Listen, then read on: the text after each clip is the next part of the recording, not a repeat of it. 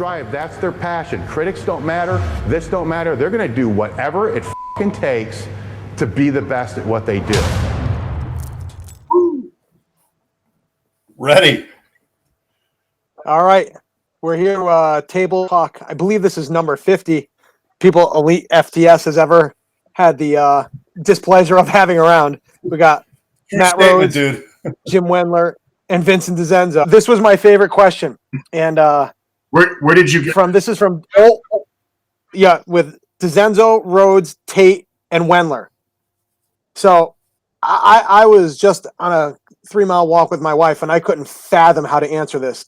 The one thing I knew, marry or shag between the two of you. I think Dave I don't think I could, and don't have fucking awesome. like, I could probably marry Jim because we keep Juliet around and she takes care of everything, or at least Jessica would today. I don't know if we could get a pinch, Black lenses, and when they run out, I won't be able to see, so I would probably just kill myself. My doctor got this prescription right. I'm pretty good right now.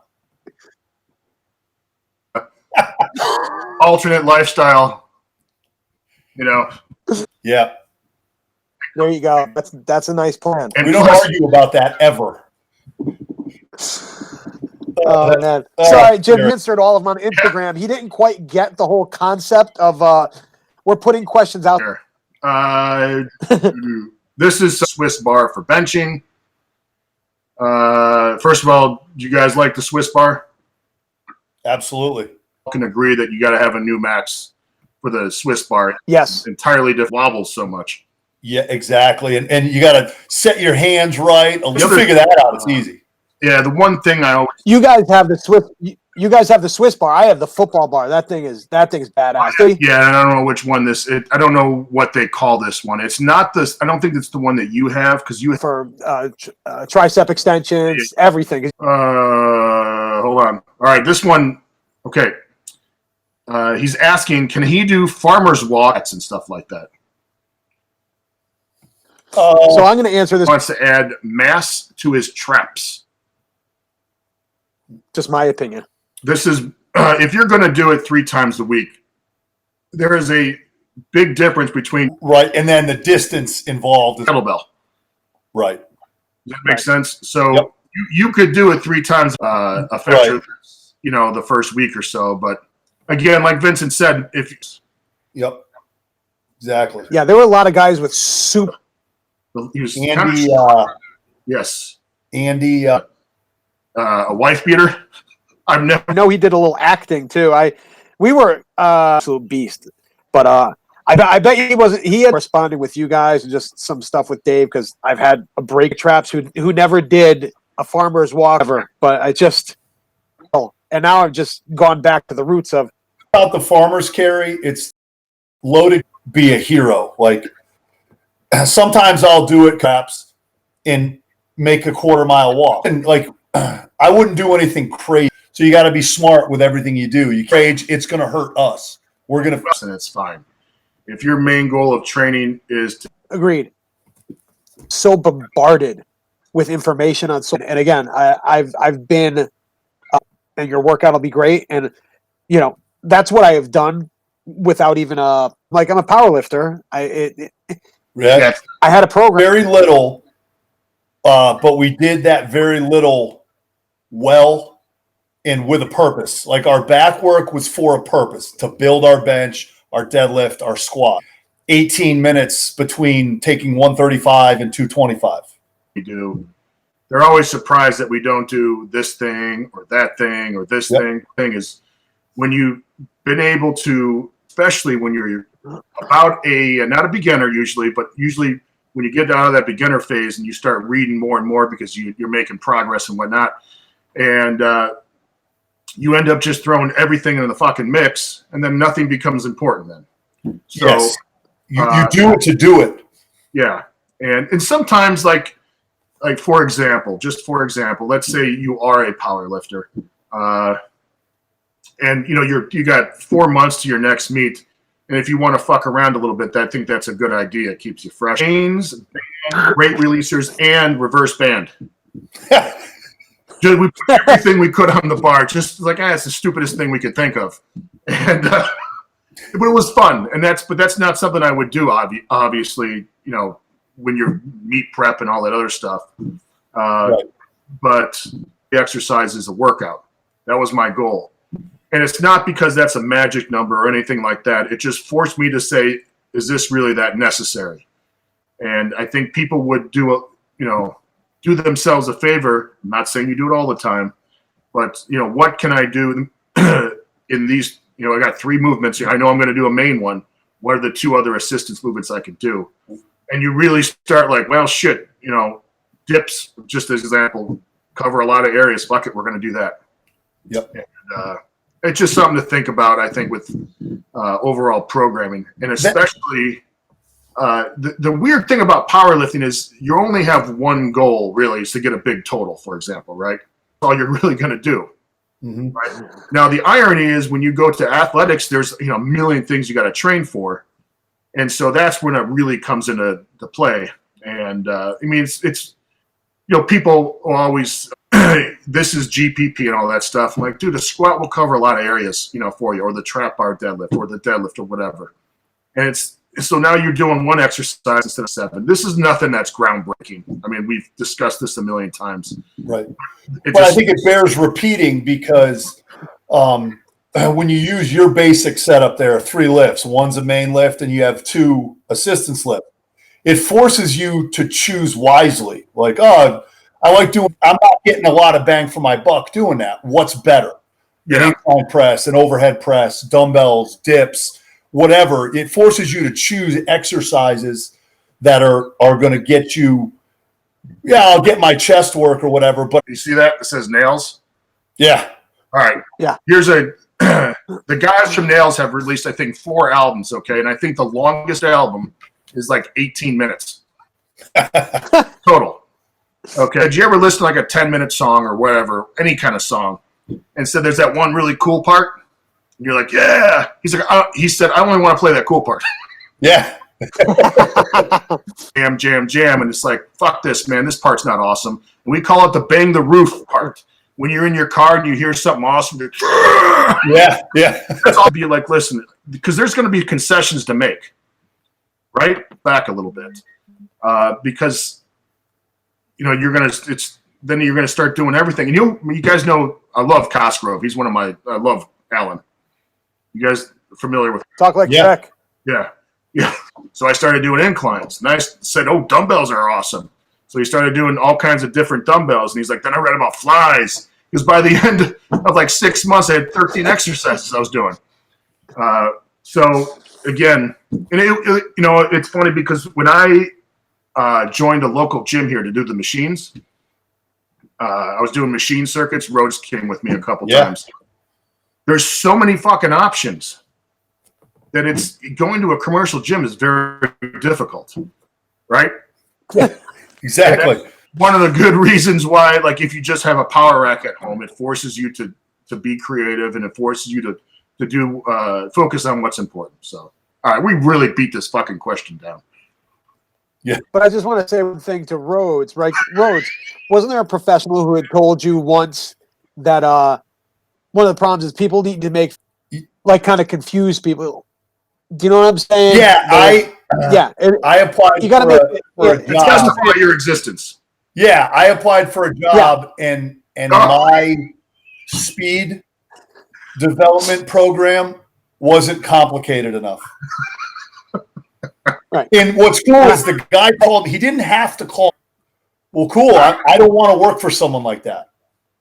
Yeah. I don't want to work for a sport coach that thinks they know my job better than I do, because I would never tell them how to coach their sport.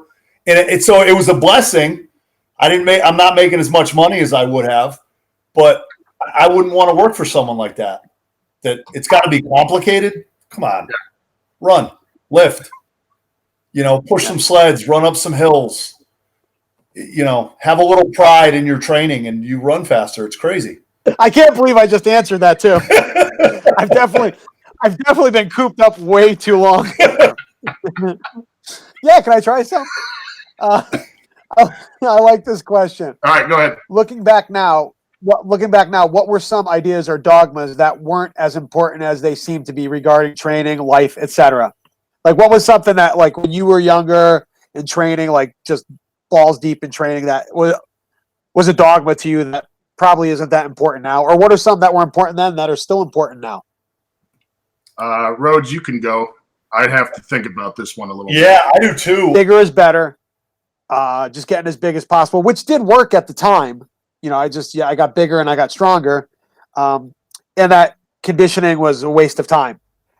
If I had it to do over again, I wish I would have done some conditioning along the way and a little bit of stretching, but I thought those things were taboo and a waste of time. And I think a little could have gone a long way. And I see that now, and especially you kind of pay the price. But I think they could have definitely helped a little bit mitigate some of the damage without hindering the performance. Yeah, I agree. I think if you want to get stronger, as if I had stretched a little bit more, I wish I had paid a little more attention to my hip and my back mobility. But like you said, it was you can't condition and be a good power lifter. Well, and this is an extreme example. Football players do it all the time. Yes. Obviously extreme, but we don't need to go and run wind sprints or 40s or whatever. We could have taken our happy asses out and gone for a mile walk 5 times a week. We didn't do it. Yeah, when I was my heaviest, when I was 320 whatever, 28.5, dude. You were a big land mammal. I never made it to 330, but I couldn't walk around a half mile block. But in a couple of weeks, like you said, it only takes 3 weeks to walk, and it wouldn't have been difficult, and I could have still been that heavy, and it would have provided a lot of recovery, a little bit of conditioning, probably just kept me from feeling just like complete ass. Right. The only time I ever felt good being that big was when I was actually lifting. Other than that, I was more worthless than I am now. I think the thing with that is we always heard that running in conditioning fucking worthless is it's gonna hinder. I put these in for you guys. This is Vincent. This is what Vincent's worth was. Sorry, buddy. I don't even know what I was saying. I love it.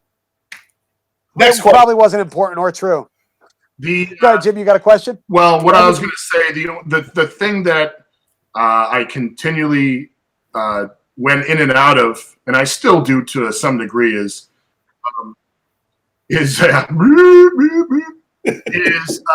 trusting where my heart is or what I believe is right. And I think there were certain times where I didn't trust myself. As an example, of course, we all grew up without the internet. And so when you read it, was not what I had experienced. But because I didn't, who was I? I was only this guy or this guy. And I'd read, these guys who were supposed experts. And I would be like, wow, that's totally not what I believe. And not my experience. And I'm like, well, they must know better than me. They got initials after their name. Right. And this goes for just about everything in life. And so one of the things that I've always tried to do is you can kind of follow your instinct or your gut where it's going. And every time that I've done that, every fucking time it served me well. And that goes from relationships to lifting to whatever. So now it's like whenever I get like that rumble, like the one thing I love to say is, if there is a doubt, there is no doubt. So if anything comes up, I'm just like, you know what? I don't feel comfortable doing this. I'm out of here, or whatever. Yeah. Yep. So I wish I would have trusted myself a little bit more, and that's just part of growing up too. And part of growing up is knowing,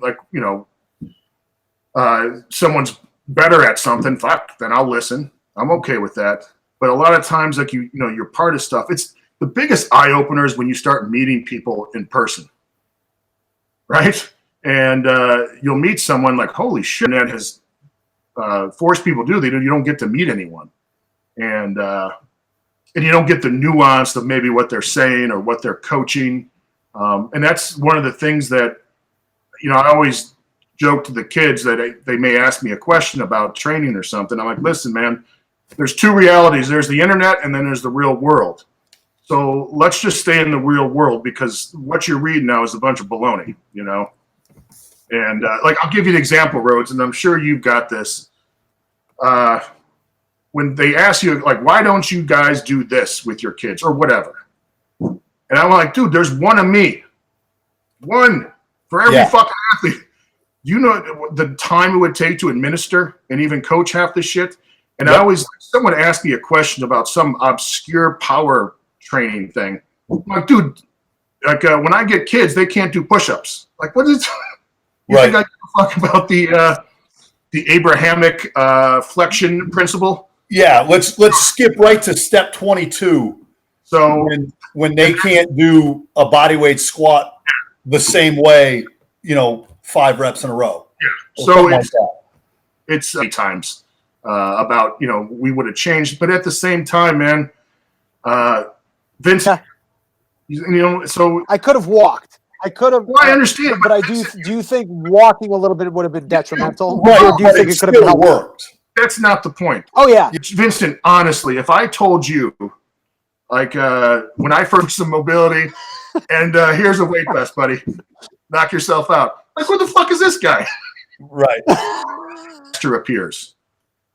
So sometimes you're just not ready to take on whatever information that that in hindsight would be good. It's just you wouldn't have listened, and that's okay because you benched what you wanted to bench. And so even there's a lot of stuff. Matt and I talk about this a lot because Matt has his chair at our house. He has a chair. Yeah. And I have a couch, and we just sit there and we like. Sometimes we'll be talking like, back in I wish we would have done this. I'm like, we weren't ready for that. And I wouldn't have listened. I'd never listen to anyone as it is. I wouldn't have listened back then. I was a lot more hard-headed. So I just don't, I did what I wanted to do. Like, I'm very, like that makes me sleep very well at night, that I did the things I'm fucking awesome. I mean, you did it. Like, yeah, regardless. Yeah. But it's part of the learning process. All these, I'm going to go off on a tangent here. All those people say, I have no regrets. Well, I got a ton of regrets about, just size guy. Remember that story? It's eluding me. Some lovely lady, my Britney on Spears Instagram, fans. but I figured you had a professional, you got a job. I couldn't really put that out there. Jim, I will text it to you. You can do with it what you will. Just hold it up to the screen. No one will see. Yeah. Tens of viewers right now. All right, I have to disappear for a second. No, I'm just joking, dude. Well, no, I use that. I love you guys. I do. I mean that too. No sarcasm.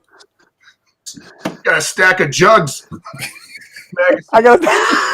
And we remember that magazine? We trying to pass out fucking porn like it's classy. I mean.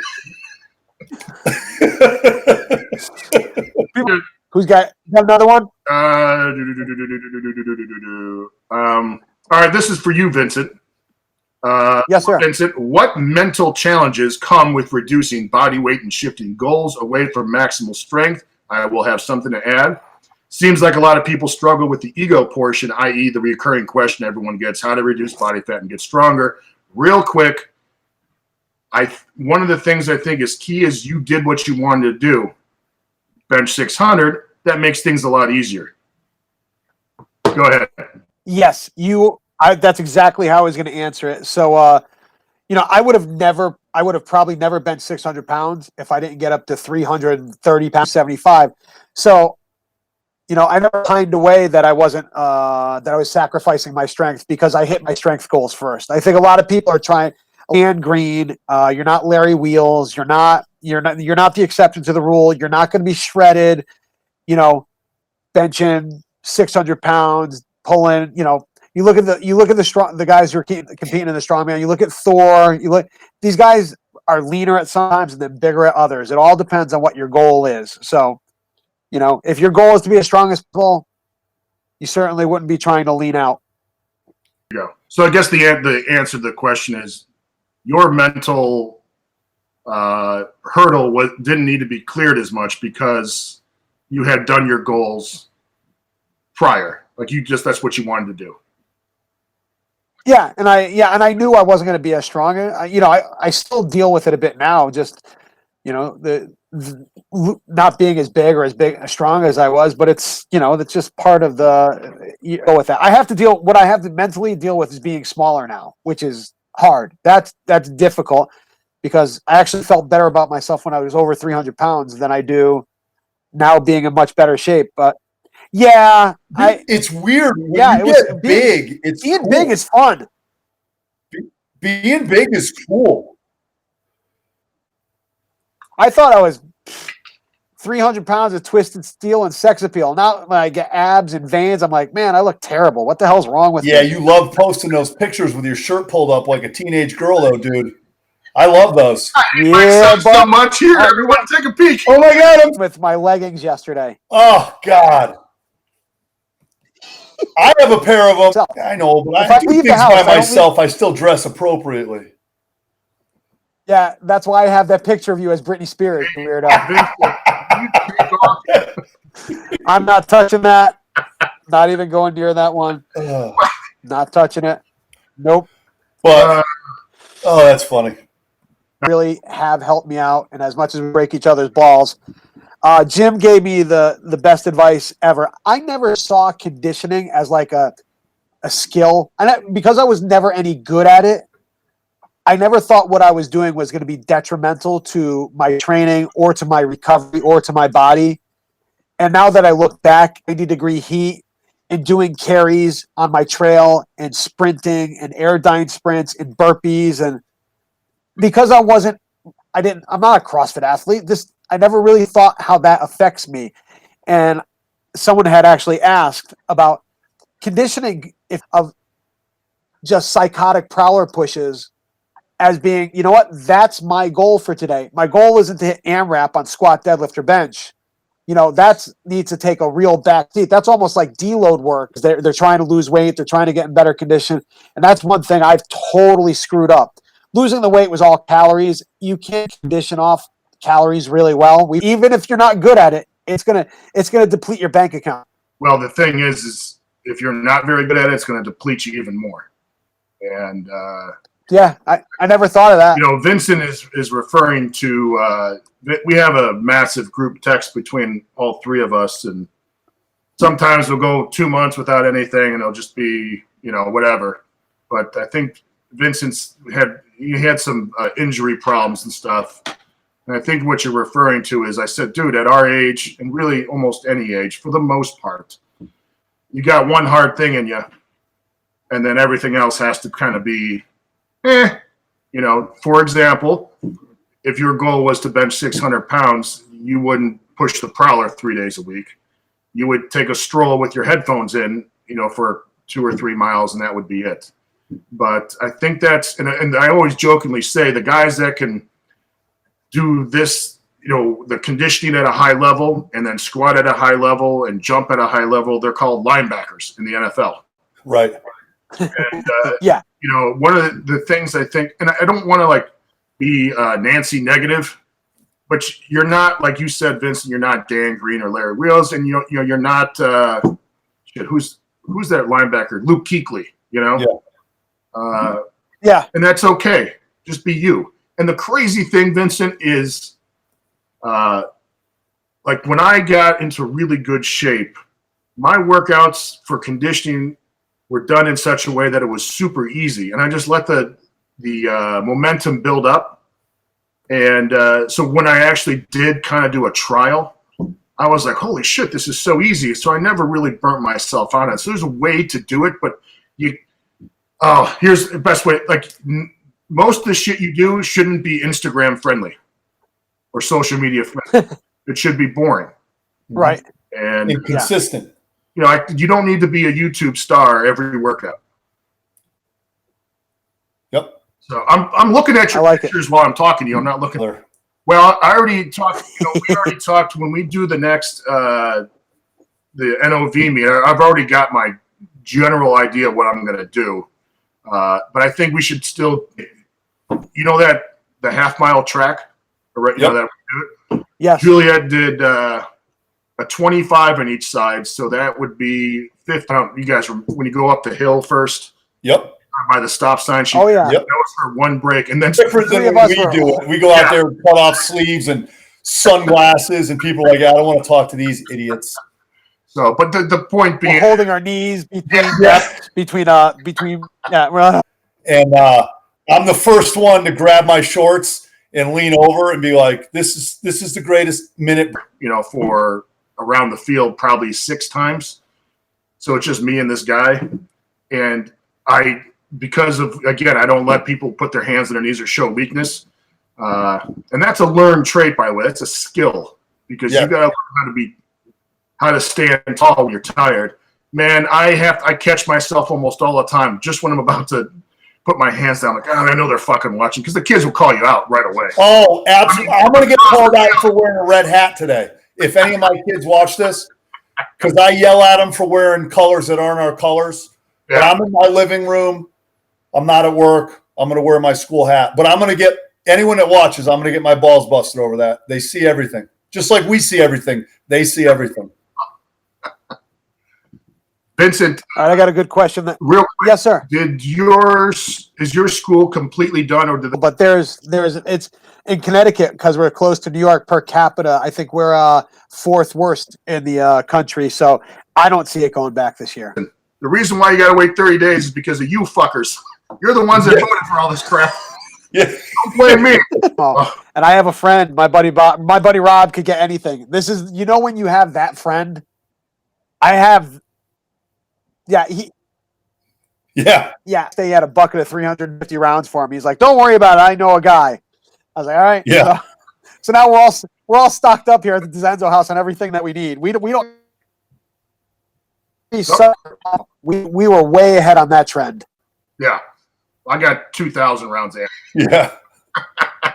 Did you have to take it away? Was he Totally forgot it was up there last time I was up there. for a little while?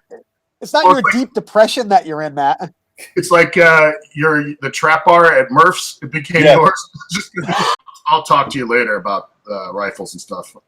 Rhodes. Yeah. So I had my eye on a couple. Nice. They are the company I looked at, Noveski, I think. That's insane. Yeah, I want some shotguns. I'm wondering when I'll ever be able to get those again. We don't, dude. There's nothing better than the gun industry than Democrats. Yeah. As much as they bitch about it, like, no, Yes. keep them coming, buddy. Like they love Beto. He knows a group of kids that when they want to play a prank on someone, they'll take the political signs from someone's yard and just put all Betos or Rourke signs in front of the kids' house. Now, I don't know who did this. It wasn't him, but I'm a proud father, man. Yes. So anyway, I got a question that I wanted to answer. You guys, Matt helped me out with this one. Someone asked, how important are unilateral lower body exercises for powerlifters? And I'm going to say they're completely unimportant whatsoever. And the reason I'm going to say this is because when I was talking to Matt about programming for myself, even recently, I was doing a single leg deadlift, dumbbell deadlifts, and he's like, "Man, well, I could take care of my stretching, my movement, my mobility by stretching and doing mobility work, and just keep my lifting." So it was amazing how much more stability I had just going to stiff-legged dumbbell deadlifts. I dropped the elevated split squats because one side was just so much easier than the other. And since dropping those unilateral lower body exercise, I actually feel infinitely better. I let my stretching and mobility take care of my stretching and mobility, and my weightlifting and my strength training is my weightlifting and my strength training. In your case, Vincent, let's just use the single, right? And it's kind of along the same lines. And I get asked that question a lot. I'm sure Rhodes does a lot more single leg work than we do. But I also sit upstairs and push the prowler. We do sprints. That's single leg too. And we started doing iso lunge or Bulgarian split squat, whatever you call it. When your back leg's on a bench, we do iso holds as part of our warm up. and we do push-up holds, where you hold the top of about 2 or 3 inches off the stuff. And miraculously, it just kind of takes care of a lot of things. Logically, it kind of takes care of a lot of things rather than having to waste too much time, especially in a big, unless you have, like you said, a mobility thing. But you're right. If you're going to do it, it would be dressed in the warm-up as part of your mobility or on your off day. Remember, we did like lunges and single leg squats. It's also a learned skill. Just like, and I got to, I'm like, but my squat didn't go anywhere and nothing really happened. I just got good at the one leg, 191 with a barbell. What we wanted to do, we knew it didn't, it's going to, especially with young kids, Rhodes. A barbell, we run from a strength development standpoint, being addressed. When it's time to lift, it's time to lift.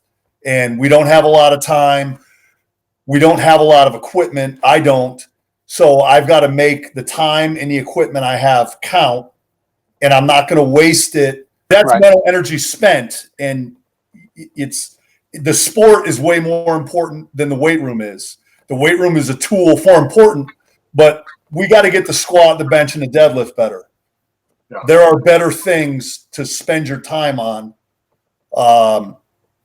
than loading up a bar and doing single leg work. Yeah, I agree. Plus, I do a lot of mobility that I never even really think about. I'm especially around here. There's tons of hills. Jess and I, we go hiking a lot. We'll hike some difficult trails, and it always surprised me how sore I am in different places. And I'm sure there will be a joke for that. But hiking uneven terrain is a lot more mobility work and than I ever really considered. And I was like, it's helped me a lot. I know you have to drive a half hour just to get to a hill. So where you would hike, Jim, is probably nothing like we have around here. But I know, Matt, you go up into you probably go up into the woods. Squeal, boy, squeal. I do. Woo! But the thing for us too, I think when you start talking about guys like us, if you get down on the ground and do push-ups, or you get down on the ground to stretch, getting up is mobility. I mean, as horrible as that sounds, like I make sure to get up with one leg forward, and the next time get up with the other leg forward. But like mobility, because it hurts sometimes. Rehab my shoulder. I went to the well as much as I could. I started doing Turkish get-ups with a barbell because I didn't have a kettlebell. I remember that. And I'd do like 10 per side. And I was like, Jesus, I'm ready to go. Because you're doing a lot of stuff. And that's just, again, we talked about efficiency. It covered a lot of bases. I'm good to go. Activate those glutes, man. So are you still doing them? What's that? Are you still doing them? Not right now. I do, like I did them the other day actually, but I don't have like a set warm up. I have about 15 different things I do. And now that not killing myself and doing all this, I don't need much of a warm up anymore because of the yoga. And plus I try to walk a lot every day. Here comes my son. Oh boy. Anyway, hey Matt, what's your warm up? What's that? Oh, go ahead. No, I was going to say, you talked about your warm up a little. I know a lot of people ask about this all the time, and it's something I've changed and modified and had a million different ones. And I'm sure we've forgotten more than we've actually, most people kind of even know about warm ups. Rhodes, you seem like you've whittled yours down. I know I have. Rhodes, what do you have? I do. I do a band stretch. There's a hamstring. I don't know what you call it. I do a hamstring laying on my back. I put my leg out to the side to kind of get the groin and the hamstring. I throw my leg over to get the glute and the hamstring. I can't do that anymore, but I totally would. That's all partner assisted. Yes, yeah, exactly. PNF stretching, very important. It takes me probably 3 or 4 minutes. I'm going to power right through this. I duck under a hurdle when I remember, and I touch my toes. That's how you got through the leg back.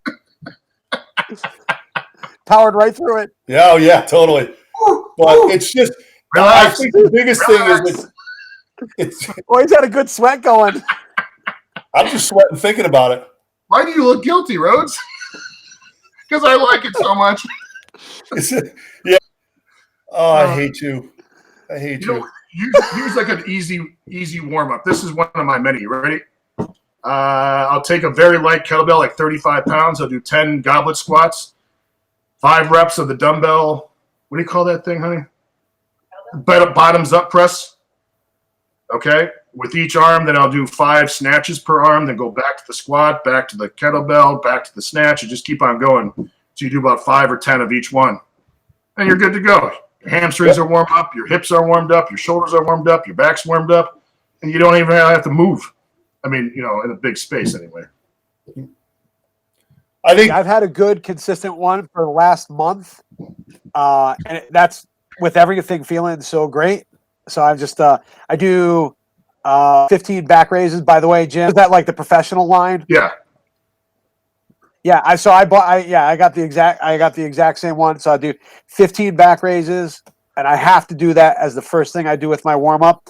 15 push-ups and 15 squats, and I'm sweating. I feel good. Everything seems like it's moved, and I'm not doing anything that intricate in my training where I need to be more warmed up or limber than that. And it's covered all the bases really well. And I need to be doing these. I need to. Am I doing my band pull aparts correctly? I got to do. And it's more information. The more information, I went a while I was really screwed up, not even looking at social media because it was just influencing too much of my training. Everything about my training, everything about my conditioning, my mobility, and it did so much harm. And I don't just trial and error, and I even get sucked into that garbage. So I can't imagine what it's like for people who don't have, the years under the bar or the knowledge or, it's brutal out there. There's just way too much. Just keep it simple, stupid. Yeah, I think the big thing it's kind of like we talked about with training earlier. It's be economical with it. The best warm up is one that you'll do. So if you got 15 different things to do, it's consistent.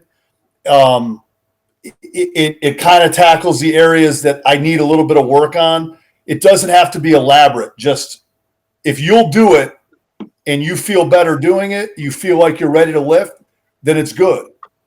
Well, what's that? It's the best workout you can do is the one you can follow. It's like a diet. The best diet you can do is the one you can actually follow. There's no one good diet. There's no one good training program. I mean, except for 5-3-1.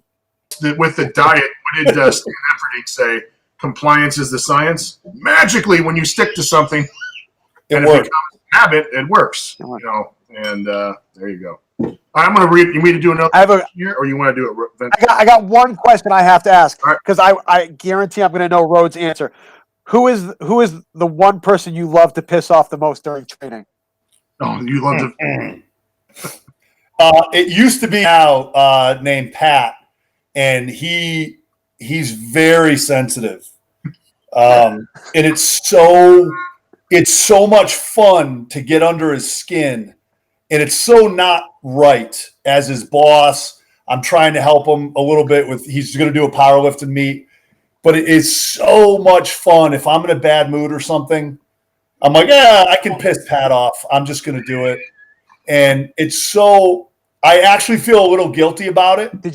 Was it either you or did someone else, that was just anybody else would just love to piss off and it was just fun? Louie. Yes, you pissed off Louie with your training a lot, didn't you? Oh yeah, but the hard thing.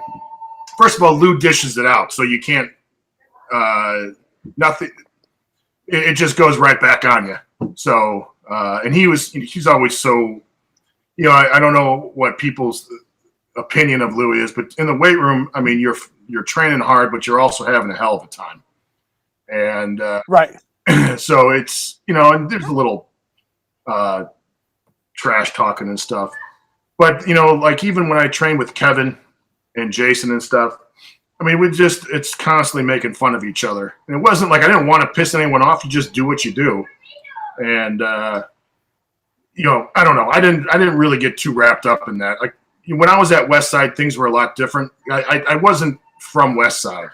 You know, you had like the core group, Dave, Lou, Chuck, and some of the older guys that had been there forever. Yeah, I was just kind of like I just came in. I was an interloper.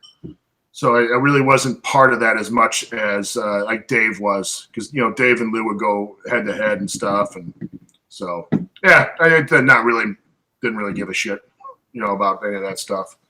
But you guys had a crew, and you guys had a lot of pretty good guys, and you got a lot of guys that need to pay their price. That's just the way it goes. We there's a really good gym in Connecticut now. After Southside went out a bunch of years ago, a lot of people made it over. The Mike Skiba and Tanini. Remember Tanini Rhodes? They put together this place, Hellbent Barbell in Connecticut, which is really, I think they're up to 4 monoliths now. I mean, it's a really big, cool place to train. But I go in there once in a while because a few of the people I know train there, and everybody's really cool. But like, I'll say kind of like the stuff we would say to each other when we trained, and like everybody just stops and looks at me. Oh, they're so sensitive nowadays. I'm like, even powerlifters are sensitive now. Oh. I'm like, Jim, I was a little behind the curve with not leaving the house, but it's gyms. It's like someone misses a weight, and it's like someone misses a weight, and the old 2 more. Yeah, and everybody kind of gives you a dirty look. I'm like, yeah, you had it. You're strong enough. The weight was just too heavy. Jess and I have a rule. I actually instituted the rule, and she kind of followed along. Like, if it's funny to one person, I think it makes for probably tougher people, and either it's going to strengthen your relationship or really tear it apart. Yeah. But so one day Jess got me really bad. I can't even remember with what it was. She goes, "It was funny to me." And I was like, "Damn it! What's next?" All right, let me bring this up real quick here. All right, here's something relevant for the day. My home gym, I have a barbell, bands, kettlebells, rack, and bench. Anything I could do with those for hamstring work? That's my wife just said, what? People tell me that the squat beds do nothing for ham, so I'll just make this very clear. You can do good mornings. You can do straight leg deadlifts, not necessarily as a strength movement, but as a stretching movement, so you have a lot of hamstring activation. Obviously, you can do kettlebell swings and snatches and stuff. You can also do band leg curls with the bands and what they call Nordic leg curls or whatever the hell they're called. Yeah, the partner glute ham type deals. Yeah. So, but it's a very interesting question because, and this is not to disparage this guy, it's what were you doing for hamstrings before? Because that's what everyone else does. At least I think they do, right? I mean, you have everything you need. Right. You have everything you need to train your hamstrings. I mean, Don't tell me deadlifts don't train. Unless you're missing your glute ham raise, if that's all you ever did. I mean, you get plenty of barbell exercises. It's very strange that in this day and age, I don't know, again, it's kind of like what you referenced, Vincent. Maybe things are getting so overwhelming that people believe. So, all right. Oh, here's a good one. I have no idea. This would be, we should do this and have EMTs on standby at our next NOV. Definitely had it. But right now, I think it would take about a 2-hour warm-up for each of us. Well, I mean, do we have to run the 40? Can it be a fast walk? Lawyer on this shit and start, well, you didn't specify, Yeah. And then can I have someone in my stead? Like a sponsor? Yeah, could you put in a pinch runner? Yeah. I like one race, so jog. We'll all get the same time and we'll all be happy because we're all winners. We're all winners. I love it. You got something over there, Vincent? Oh, yes. Josh, come on, bring it on, brother. Yeah, go ahead. Boo!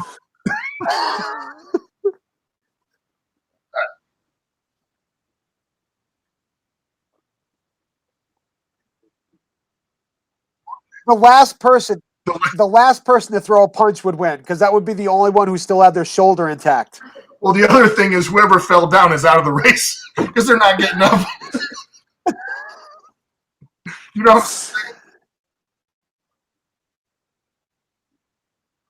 What was that now? Can conditioning. My arms wouldn't reach far. My arms wouldn't reach far enough to hit any of them. Like it would be like an alligator trying to throw a punch.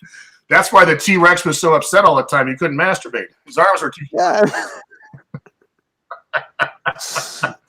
What was that? Oh, give me another one. What's the next one? Yeah.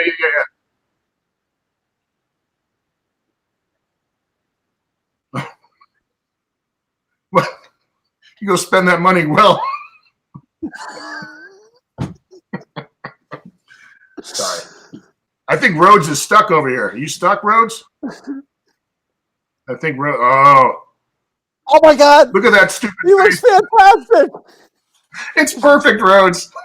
It's the best he's ever looked. I got it. That's the most intelligent thing that's ever come out of his mouth. Look at that stupid face. All right, here's something real quick, Vincent. We'll do this. What's something you know now that you wish you knew in your 20s? I wish I knew how important Let's go. No training. No training. Let's do something. Yeah. Oh, nothing to do with weightlifting? Yeah, or... let's just do the...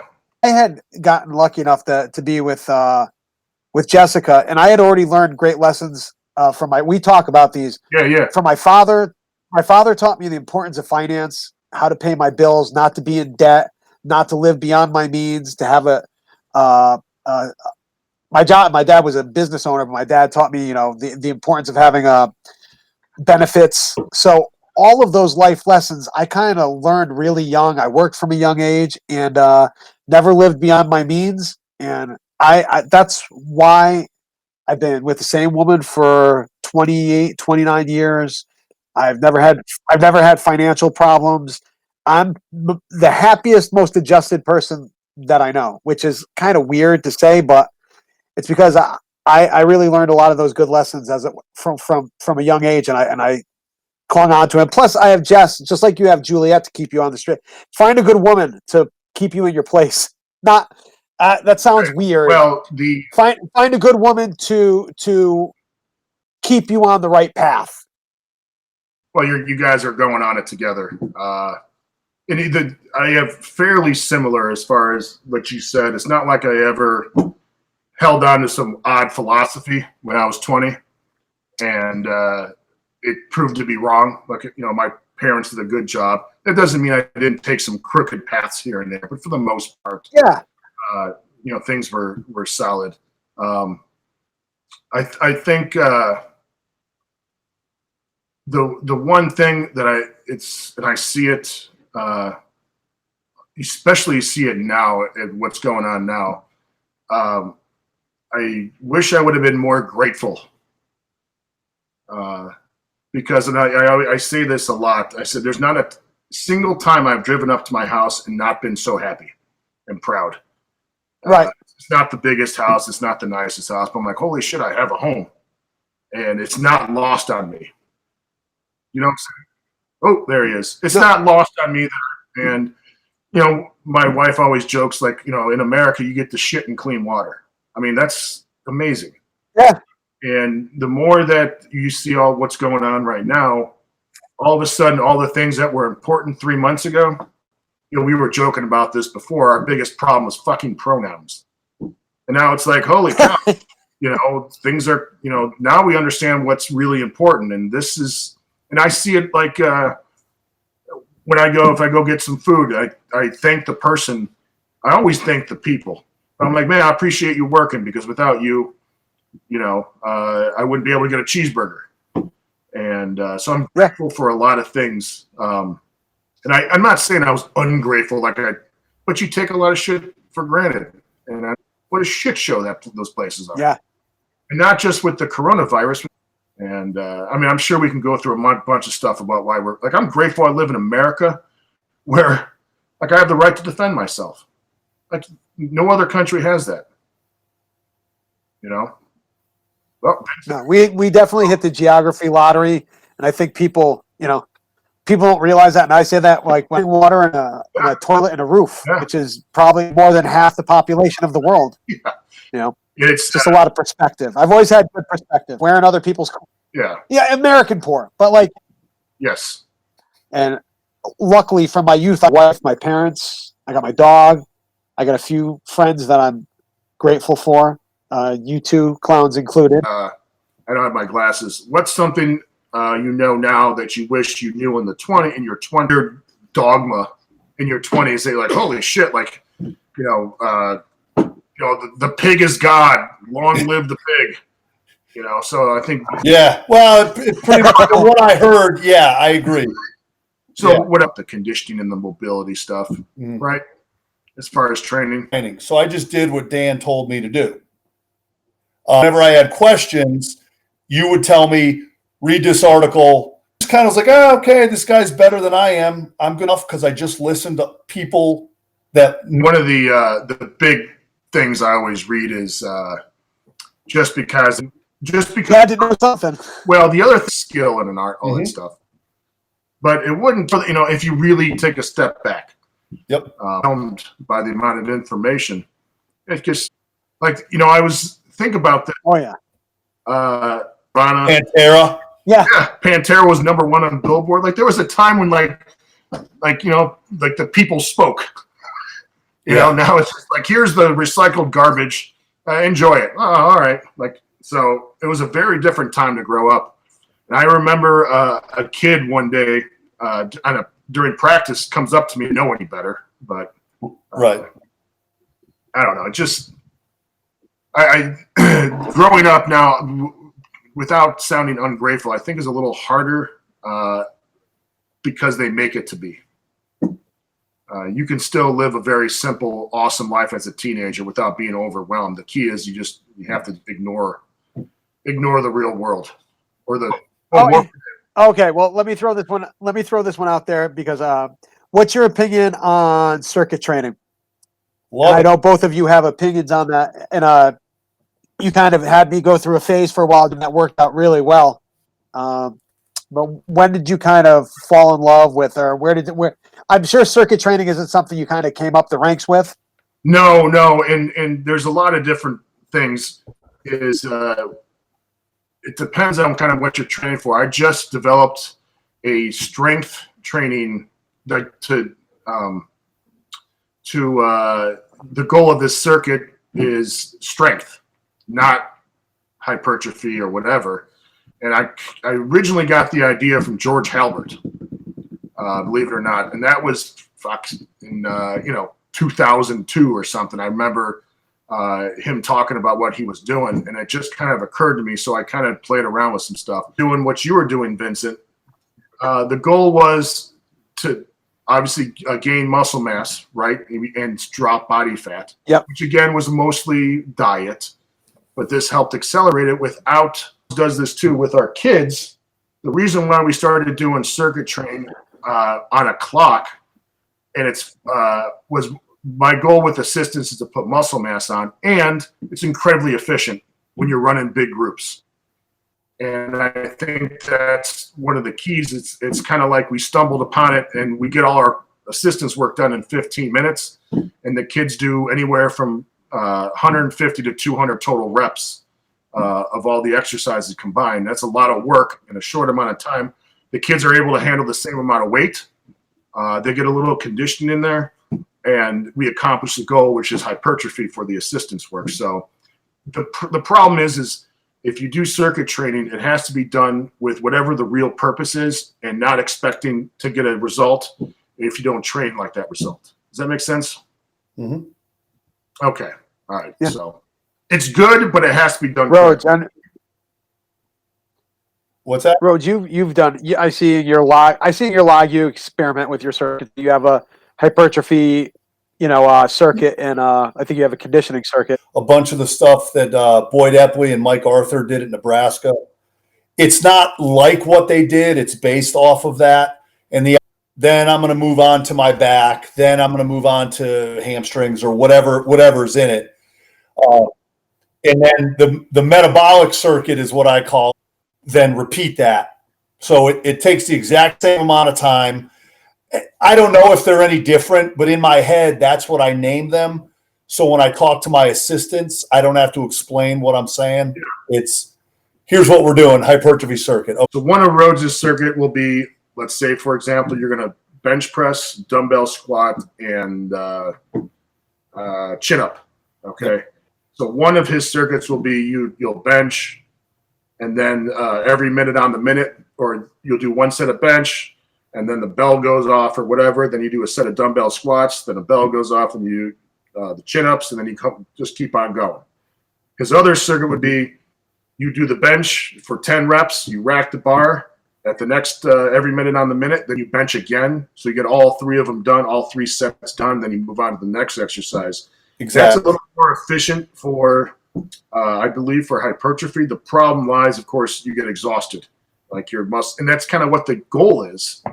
And that's where people, I think, kind of screw up, because if your goal is hypertrophy, it's okay that you start missing some reps here and there, especially on stuff that's more compound, stuff like that. So it's the number. It's I did it for, again, hypertrophy, but it ended up being perfect because we get it. It's much more efficient, and that's what I'm all about.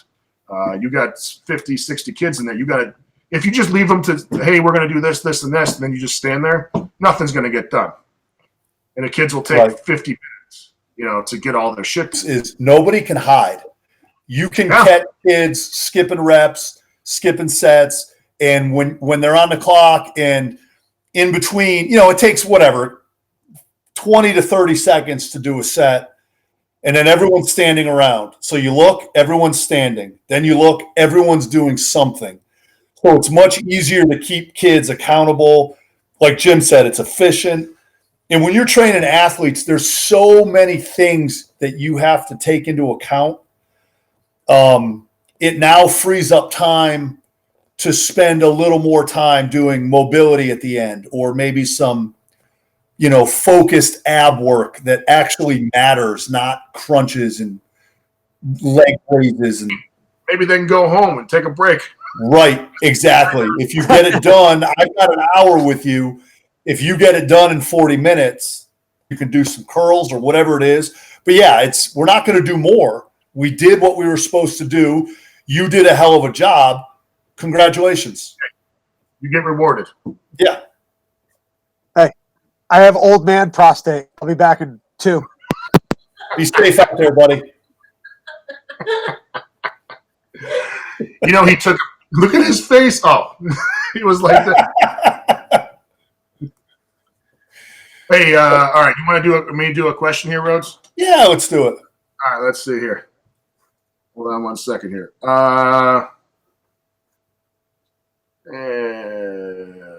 One question I got.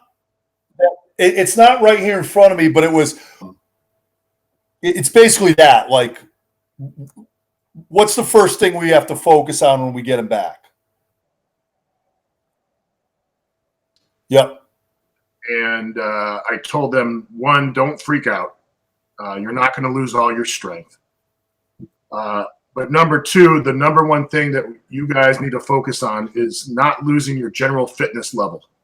Yes. Because that's going to go in the shitter. And if, for example, if they're able to do like the Raider warm-up, a bunch of body weight squats, run hills, do chin-ups at the playground, do push-ups, and do that every single day, maybe their bench press goes down or their squat goes down, but they'll have enough fitness, and I use that term very generally, their fitness level will be, there he is, will be such that they'll be able to jump right back in.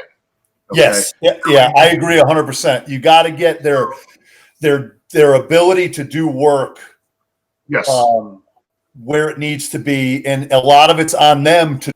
So I lose the kids in the winter for 2 months, and you hope that they do work, and you can hope in one hand and shit in the other and see which one fills up. Some kids don't do anything. Rhodes is obviously German. Yeah. So they'll come back, and they can usually handle the first week. They can handle the second week. And then by the third week, you start hearing about muscle strains and pulls and patella, because they didn't do anything to keep their fitness levels up over break. So they're going to want to dive in head first. You know what? Here's a real quick. I don't know if I told you this. So once the school officially shut down, and this is before they started really being anal about everything. The parents got together. One of them cleared out a barn that they had, and they moved a bunch of the racks and all the weights and bars and trap bars into the barn. Oh, that's awesome. And that's why you guys win. Yeah. And it was just like, that was like, I was in Florida at the time. And I was like, well, that's all, like, so I was communicating with the kids, and I had one point person. Yeah. But it ended up getting shut down right away. Right. So, but it's just like a testament to how things are, football's not the world. I get it, but it's taken very seriously, because if you're going to play football, you might as well be ready. Yeah. And it explains. That was gone right away. It's yeah. unfortunate. So, but I was just so proud. Like, I couldn't believe it. Like, kids are all wrenching down the racks and stuff. And then obviously the order hit from our governor and stuff. So that but anyway, the point being is, it's just, again, the fitness level.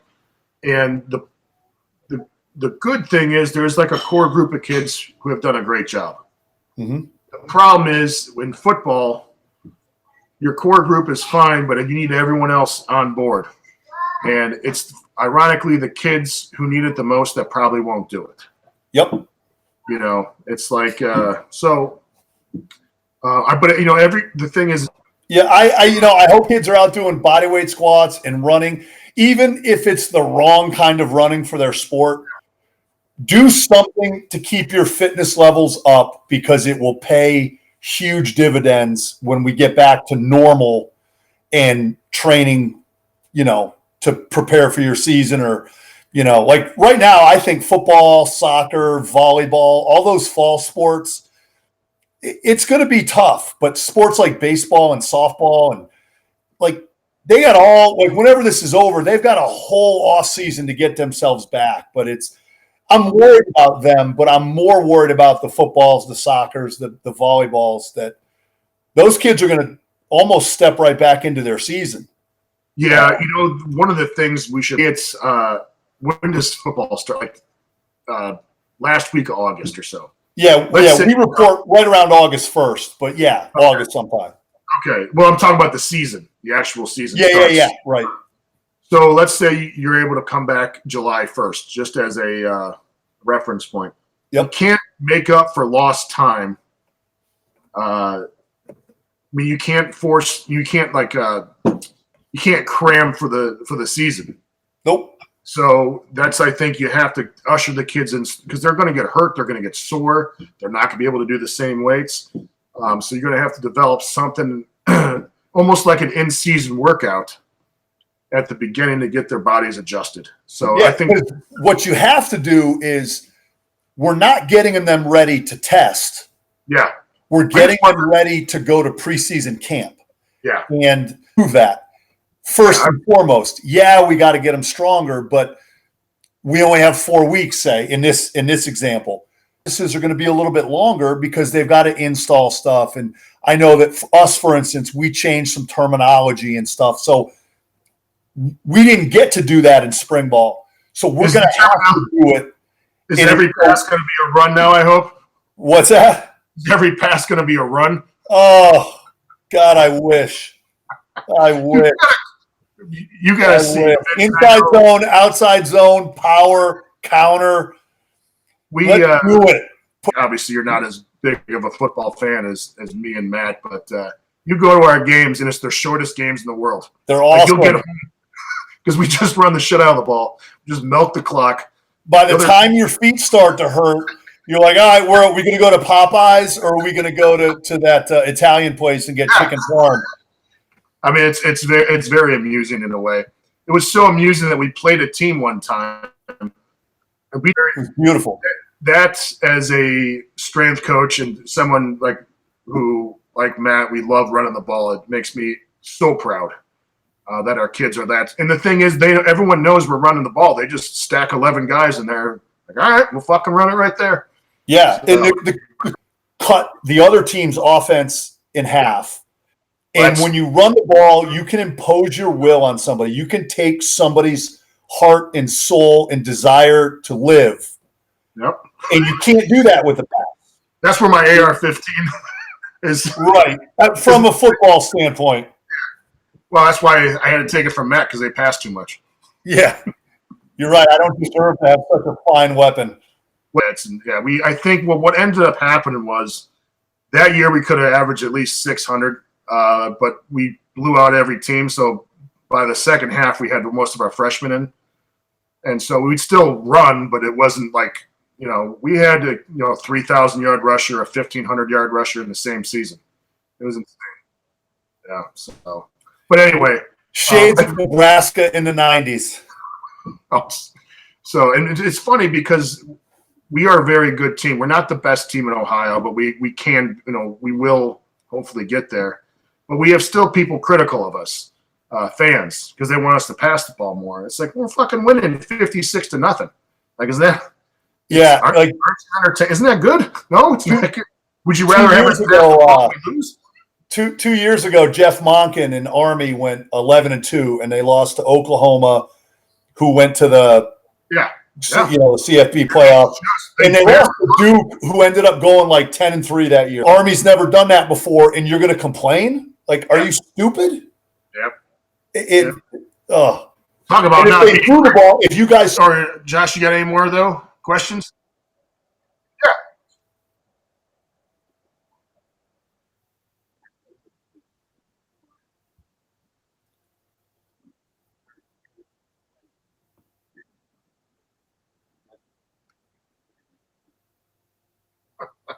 Means Jim gets paid every week or every month. That's right. It means I've saved my money. That's Long Beach Community College. This was probably in 2001. Yeah, something like that. I went up one day to talk about something, and he's like, "Hey, your buddy, the volleyball player, stopped by," and I was like, "What? I don't know." I'm racking my brain. He's like, and then he started talking. I'm like, "Well, I know Matt just went down." I'm like, "Talk about Rhodes?" Like, "Oh yeah, that guy." I was like, "Oh man." Oh, that's all me. I have a definite firebug in me. I love setting shit on fire. We went. Shit, I can't remember. We went out and spent some time out in. I can't remember where it was. It was a beautiful place in Ohio. It's got all these national parks, and they had a fire pit. Right? What's that? Yeah, Hocking Hills. And we rented a place up there for like 4 or 5 days. And I built the biggest fucking bonfire. I was just chopping down wood, trying to. Oh, it was awesome. We took pictures like a pyramid. I felt I was like at Texas A&M when they light the bonfire. Yeah. So anyway. Yeah. Oh, Cracker Barrel, 1,000% over. Yeah, I agree. Oh. Yeah. Yeah, Papa. Been to Canes. Canes is good, but Popeyes is right here. Yeah. We went to Canes, though, at one time. Yeah. Nice. Canes is good, but like to me. Yes. And who did we take to Canes at one time? When we went Tony, my buddy Tony. Yeah. Okay, I don't think had he been there before? No, I don't think he had been. Josh is right. It's so good. And the bread. Yes. That stupid bread. Can you hear me, Vincent? There we go. Better I could see you. Oh, boy. Nice. Do we have like a weird echo going on here? I thought I heard an echo. Yeah, there's he's repeating every word. The hell's going on, Josh? Yeah. I don't know. I just logged back on. It's like Goodfellas. Tommy 2 times. Yeah. Go get the papers. Get the papers. All I had to do was go to the bathroom. What the hell happened? Oh, you're back to normal now. Back to normal. All right. Hang on. I gotta share one thing. Hang on, Rhodes. Go get your binoculars. Hey, you know what? I almost put my my glasses on for this. Oh, have you seen those glasses, Vincent? I gotta share it. They could probably set a fire anywhere he turns his head. Anywhere. I'll tell you Bottles, the- right? Isn't that the character's name? Bottles. Yeah. At night, it was like 11:30. My contacts were killing me. I look over at him and he goes, "Dude, you stop. You can't look at me." Jim, what was that movie with Bottles? Sicario. No, it was the same no. character, but It was the prison movie. Oh, you're talking about Shot Caller. Yes. Yes. And we were watching it that night at your place. Yeah. And we both just looked over at Matt with the 3-inch eyeglasses. And it just Bottles. You know what a nickname just sticks? Like, it's like, damn it. There's no way I'm getting rid of this. Top, thick at the bottom, and even thicker in the middle. I look like a freaking cartoon character. It's ridiculous. It's too good. So I gotta share. Go ahead. This note, gotta share. I'm presenting at a seminar, and I don't even know if you were presenting at this one, Jim. All I remember is I'm sitting there in the middle of speaking. Jim walks by and just hands me a note. Like, I'm like, what? And just to Vincent, be awesome, Jim, 531 from Jim. I don't know what that says about our relationship.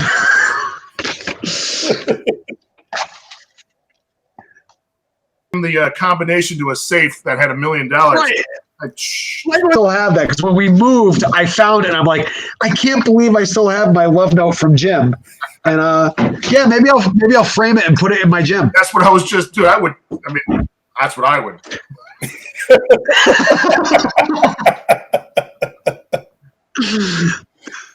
Oh man! All right, Josh. Josh, hit us, Josh. What do you got?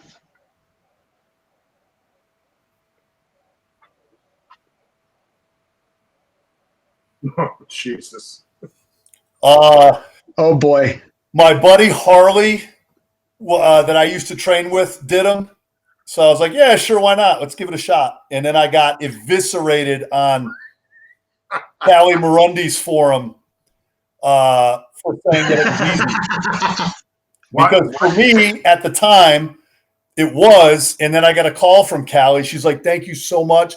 We're getting so much traffic. And so I just kept doing it. I just kept people were upset that you did it.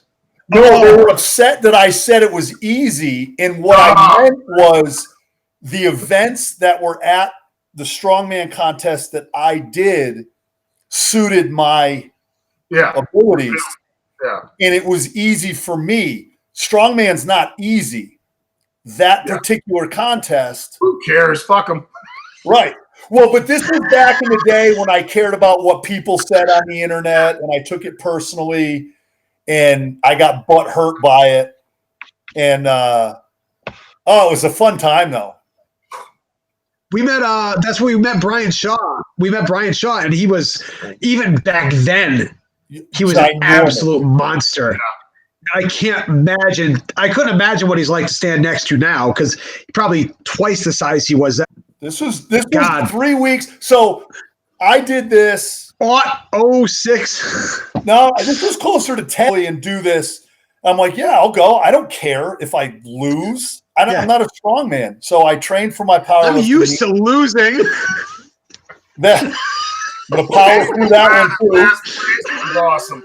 And I went down and I did it. And all the pros were really cool. It turns out the pros didn't care what I said. Yeah. It was all the amateur nobodies who were butt hurt by it. And I had a blast. And then 3 weeks later, I did my last geared meet. Something like that. Yeah. So it was probably 2009, 2010, something like that. Yeah, he was ginormous. It's amazing how strong people don't really have shit to say being strong to worry about what not strong people think about. Well, it's the people that have no core or belief. I'm not saying training wise, just in general, are the weakest. Because if you really, I think my wife's the most beautiful woman in the world. I love her to death. She's awesome. And if someone says, no, she's not, I'm like, all right, then that's fine. Like, why don't I give a fuck what you think? Right. Yeah. So, it doesn't matter to me what you think. And so it's just, it's the same kind of thing. And it's always going to be like that. You have people who are, and they're young and they don't understand a lot of stuff. And so who gives, it's someone just sent me a video, some guy ripping me to shreds. And I was like, he's like, you got to watch this. I'm like, why? First of all, he's not my peer, so why do I care what he thinks? And then I was like, and I always like the one thing, one of the table talks I did, I'm like, well, make sure you ask all our opponents here in Ohio what they think. Yeah, good luck with that one. Yeah. So, what are you going to do? I don't know. Things I think you guys are probably, for the most part, everything just kind of rolls off. And, the one thing that I've always learned is it was funny because, like, you see a lot of people rip on Lou. And it's like, what are you going to rip on? Like, the dude's done everything. The number one reason why they do that stuff is to get views, or likes or whatever. Yeah. Because if they don't use your name or someone else, then no one's going to click on it. So anyway, I take it as a like, it's almost like awesome. Like, yeah, all right, I made it. Well, yeah. Well, it's funny. Vincent That was the told me first time. I was all fired up about someone ripping me when I first got on Elite and all that stuff. And Vincent's like, dude, you made it. I'm like, what are you talking about? He's like, well, if you're nobody, they're not going to make fun of you. You're obviously somebody now. And I'm like, huh, yeah, I'm somebody now. That's awesome. Tom Brady, not even because he went to Tampa, just in general. I'm like, dude, he's the fucking greatest goddamn football player to ever play. Like, what else do you want this guy to do? Yeah. For 20 years, it was. Go ahead. And with the amount Matt has gotten ripped on, you'd think he was the most impressive human being to ever walk the face of the earth. I am. You think Tom Brady? That's what my mommy told me.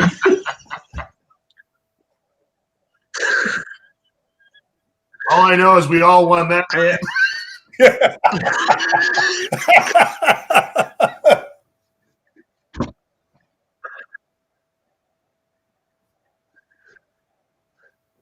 All right. Well.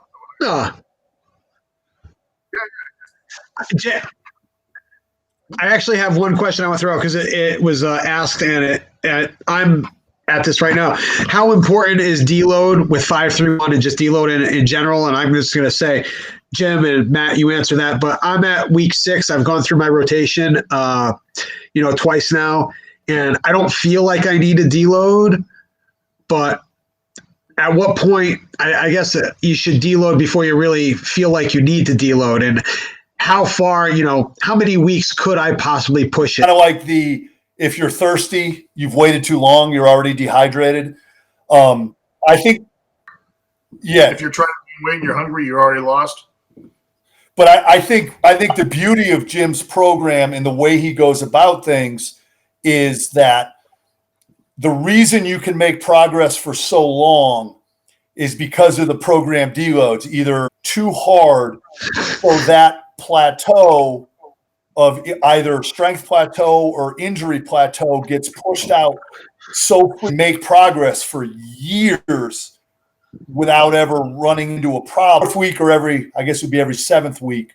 Yeah. You do it because you don't need it, so you never get banged up. Yeah, it's always the geez, what was that? I got that too. It's my phone. Oh, okay. Sorry. It's in like Vince or Matt said, you got to do it before you need, or that was Vincent. You got to do it before you need it. And we've had, I think I've wrote maybe 5 or 7 different variations of the deload that you can do that, depending on, and one lift might be different than the other lift. For example, when I deload, I would deload the bench by going lighter on the deadlift. I would just do no deadlifts. I would just do all assistance work. And on the squat, the same thing as the deadlift. So with the press, I did just like the bench. So I was able to you can mix and match different things and what works for you. Each, because obviously the squat and deadlift much more stressful to your body. But how do I put this? I think a lot of energy's been spent towards the deload, and it's like, if you don't want to do it, don't do it. Like, if you what do you want me to say? This has just been my experience. I mean, we deloaded in high school. That's when we learned. I learned about that. So I think people have this weird fictitious notion that if you're young, you can do everything 100,000%, and that's not the case. They want to believe it, but it's not the way it goes. So. Yep. So for me, I just for my own selfishness, it's 6 weeks the longest. The things that maybe like are indicators for a deload, and sometimes you'll do 5 weeks. Like, you know what, I'm going to take this week. I got to get my shit back together, and then just come back stronger. Like I did something where I do 3-5 deload, like a certain kind of deload. Then we do the 5-3-1 week, coming back completely fresh. And it's, what's addressed in the first book, the second, every book I've written is everything has to be based on the principles. It's not the magic rep scheme or anything like that. If you follow the principles, man, everything makes sense then. So that's whatever Rhodes is doing is based on principles. So you could change out an exercise. It's not, it's not the end of the world. I don't know. So I think people get too wrapped up in the minutia and not understanding the big picture. We're like, I can make this change. Well, does it follow the principles? Yep. You're good to go. Own it. Yep. I try to explain. I never consider. What's that?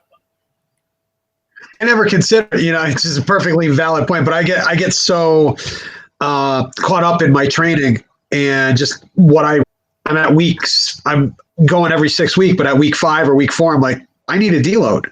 Like, I never, as simple as that sounds, it's something I've never even considered. And that's it sounds stupid. Like, no, I got to either do it at week 4 or week 7. Like, the knowledge that I have, something so simple never even really occurred to me, because I do get very, I'm a slave to structure sometimes. But the stuff I've been getting the last week from you guys has been really instrumental. So that's great advice that I haven't considered. Juliet said something the last time I was up there, or whatever. She said, it's interesting. Get out of the house. Don't come back. Yeah. It was before that. She said, wash your feet. Yeah. Coaches need to be. Put on a mask. God damn it, Vincent. Oh, man, you should have heard his story. Oh. Rhodes always smells very good. I do. I don't want to be the smelly fat guy. I learned that from you. Don't be the smelly fat guy. Smelly fat guy, because I'll bring a bottle of Febreze and spray you with it if you are. String cheese and He said meat stick. I don't even know what we were talking about. Like type A, very meticulous about what you're doing, understand the progression, the plan, be dialed in with your technique, all that stuff. But then you also have to be smart enough to look at, for Jim and I, to look at a group, yourself, to look at yourself. That really stuck with me when she said that. And it's understanding, here's what I have written down. When these kids walked in today, you could see it in their eyes. This was going to kill them, which might then affect the next workout, which might ruin the week, and so on. So stuck today. What do I need to do to adjust so that we can get back on the plan next time? Yes. And I think that's something that you, Vincent, are probably going to start to learn better and great energy. I'm good to go. These kids look terrible. Why? It's midterms. We ran the hell out of them on Friday, and they're still feeling the effects. Whatever it is. Yeah, there's a you have the plan, but the plan is super flexible, like Juliet just said. I'm having well, that's the one thing that I've really loved about the one thing I've really loved with my training is that, I have been started, every week doesn't have to be AMRAP. No. If I'm doing my deadlift and, If I don't feel up for it, I can just shut it down. I think I texted Matt. I think I did something for like 16 in my head. I'm like, yeah, consistency trumps everything. But I kind of, since not competing and not having that kind of structure carry over now, like I talked about, my greatest gains were 15 pounds. It took me 5 years to go from 585. I mean, 3 years ago from 585 to a 600 bench. I didn't complain. I just followed the process. But now, without competing, my path wanders, and I think I've really gotten to a good place where I'm like, okay, now these little fine tuning, like, okay, yeah, deload week 7, or if I need to, deload week 4. Condition, that it's not my priority. It's got to take a back seat. Doesn't mean don't do it. It's just my number one priority, and I have to train it as such. So, just. I think I'm better at coaching other people than I am at coaching myself. And I'll give them advice and tell them what. Let's just say for shits and giggles, we have a meet here in July. I don't know if you'll be, what the situation is going to be like. So then you don't have to answer this right now. Like in our group text, I told you the 2 things I kind of wanted to do. I'll probably do that will drive your training beyond belief. For example, when I was in Florida, that's when I started thinking about, like, listen, I really want to do this, whatever. What I wrote to you guys, I came through. I had to do a lot of thinking about it. As soon as I put that down on paper, breaking here. But I think, Vincent, you need to figure out, and it has to be reasonable because of your past, your injuries and stuff. Like, right. I don't know what it is, but let's just say, for example, listen, I'd really like to trap bar deadlift or whatever, 455 for 5 or something. Whatever upper body thing you want to do. But I think you really need to do that, Vincent. I think want a trap bar. Now here's the stupid question. Most my amateur up in the between 15 and 20 range, but my technique has been meticulous on the various versions of the lifts that I do. Yeah, so I'd like to trap bar deadlift for just a max single and do the Swiss bar or a football bar, whatever you got there, for just a max single. Is it stupid? Now I know I won't ramp anything up. I will just follow the natural progression and not do anything differently leading up and just test that day. But do you think at the point I am, just going for singles, that I feel fantastic? Then don't change a goddamn thing. Yeah. And the stuff that doesn't matter might matter more than you think. So make sure you chart that, because I lost track. I'm like, what was I doing when this felt better? I'm like, God damn, I should have wrote it down, but I didn't. So whether or not in July with 2 of your best friends, like, I'm not worried about that. What I'm worried about is you get right path thinking you need to do something different. No, I have my list right over there. I'm down into the basement. I have how valuable they are to me, and I do them every day. And I was doing them a couple times a day to kind of just unscrew my body. And yeah, I can't not do them. And I have to just keep things simple. I'm not looking for anything else. Not asking anybody else anymore. I have everything laid out. Just again, like when I was powerlifting, Matt knows. Yeah, I get enamored with a new shiny toy, and I'm not doing that anymore. Yep. All right. I think the other thing that I would add to what Jim said is what could happen if the singles are what you want to go with. I think is Vincent. Well, you guys, here's the point. Here's the point, though. If I'm doing it in front of the 2 of you, I know you'll both shut me down. Because I remember squatting last year. I hit a really good squat. I think it was more than I wanted to do. And I was like, I think I got another. You're like, why? And I was like, you're right. Why? And we just walked away. Yeah. So I don't think it's a bad idea. I agree with Jim. I don't think it's a bad idea. I think training, and then you get to see what that training yields. On that test day, if you're healthy. Big yeah. Right? And so, I'll give examples. How many times have you gone to a powerlifting meet? But you should be training in such a way by the time you reach the meet, you feel good. You should be feeling good, not bad. And that's kind of what we started to do at the football team. Is the old my hamstring's a little tweaked. I'm so tired from practice. then you fucked up something during practice, or Right. maybe you didn't eat enough or whatever. So I think that needs to be understood. I'd rather feel really good and be slightly undertrained than feel horrible and be overtrained. Part work carry me rather than do, like everyone does like 18 meets before their meet. Like, I hit my openers. Yeah. Come on, that's what the openers are for at the meet. Yeah. I always try to explain to my kid, this is a little what they can do that day. And it's like, well, do you guys want to do that with running the hill? Like, you got 20 in you. Vincent, you've got your plan, follow the plan. You follow it, you're going to be able to get what's the point? You can be better about what you're doing. Get the awesome results you're looking for. I want to feel really good because sometimes you'll do more than you think you can just because you make us stronger than any amount of training will do because we have such a background. I think that's very well said. Oh, thanks, buddy. Perfect, gentlemen. I'll tell you one thing. I'll never take feeling there you were able to hit it pretty hard, and now it seems like you've had some back issues. And, I think that's one piece of advice to everybody out there. Don't take feeling good for granted because it can be a tough one if you want to stick with it. Because at our age, a lot of guys aren't with it. A lot of guys just, sounds stupid to some people, but not being able to train is one of the hardest things on me. Versus other than my family, whatever's going on with my family, not being able to train. Being away from your wife or something for a while, like you start to realize, oh my God, she does everything.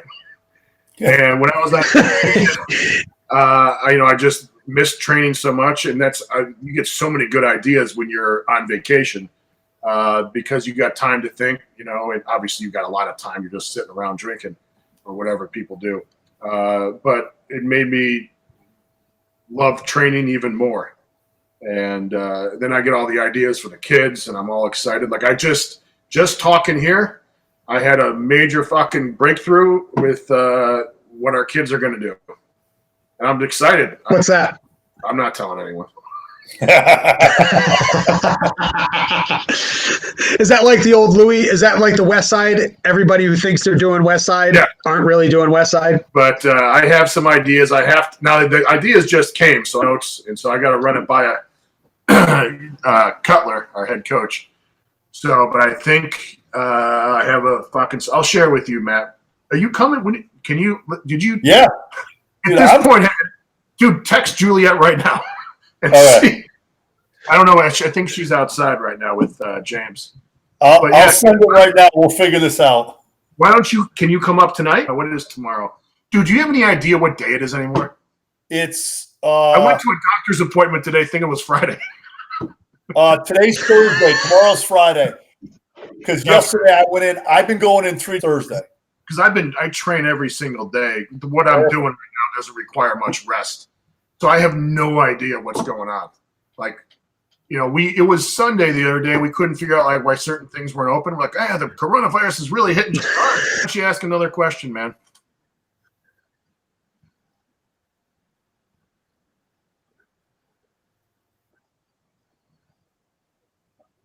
Yeah, Billy Mimnaugh asked that question, I think. Having a very concrete goal to shoot for, whether it was getting ready to play football or to do a powerlifting meet or whatever. I miss that a little bit. I don't think I have the same fire. I mean, I definitely don't have the same fire to do what's necessary to compete at a fairly high level. But I definitely still have a little competitive edge to me that doesn't also. How about you, Vincent? I was the last to leave competing. I had the biggest struggle letting go of it. But now, even when I see it, I don't got to be able to do competitive fuel for me, and which is really good because, to be able to do it where you're not staying in a gross hotel, you're paying somebody to lift weight. You're paying somebody to lift weights around a bunch of sweaty dudes, and I get to hang out with you two, which, which is great to see, catch up with friends. And but I do miss being big. I will say that. I will forever. I was strong. I could care less, and now I'm so twisted and not well. Although I'm getting to a much better. Some serious family issues, and then I had some just started getting stenosis. I got 3 herniated discs. My body just started to fall apart. I was down to like 2. I didn't train for 3 months, and I was down to about 205, 206. And when things started working out with my family, I just started getting myself together. I put some weight back on. I got up to about 222. So I'm back down to about 219.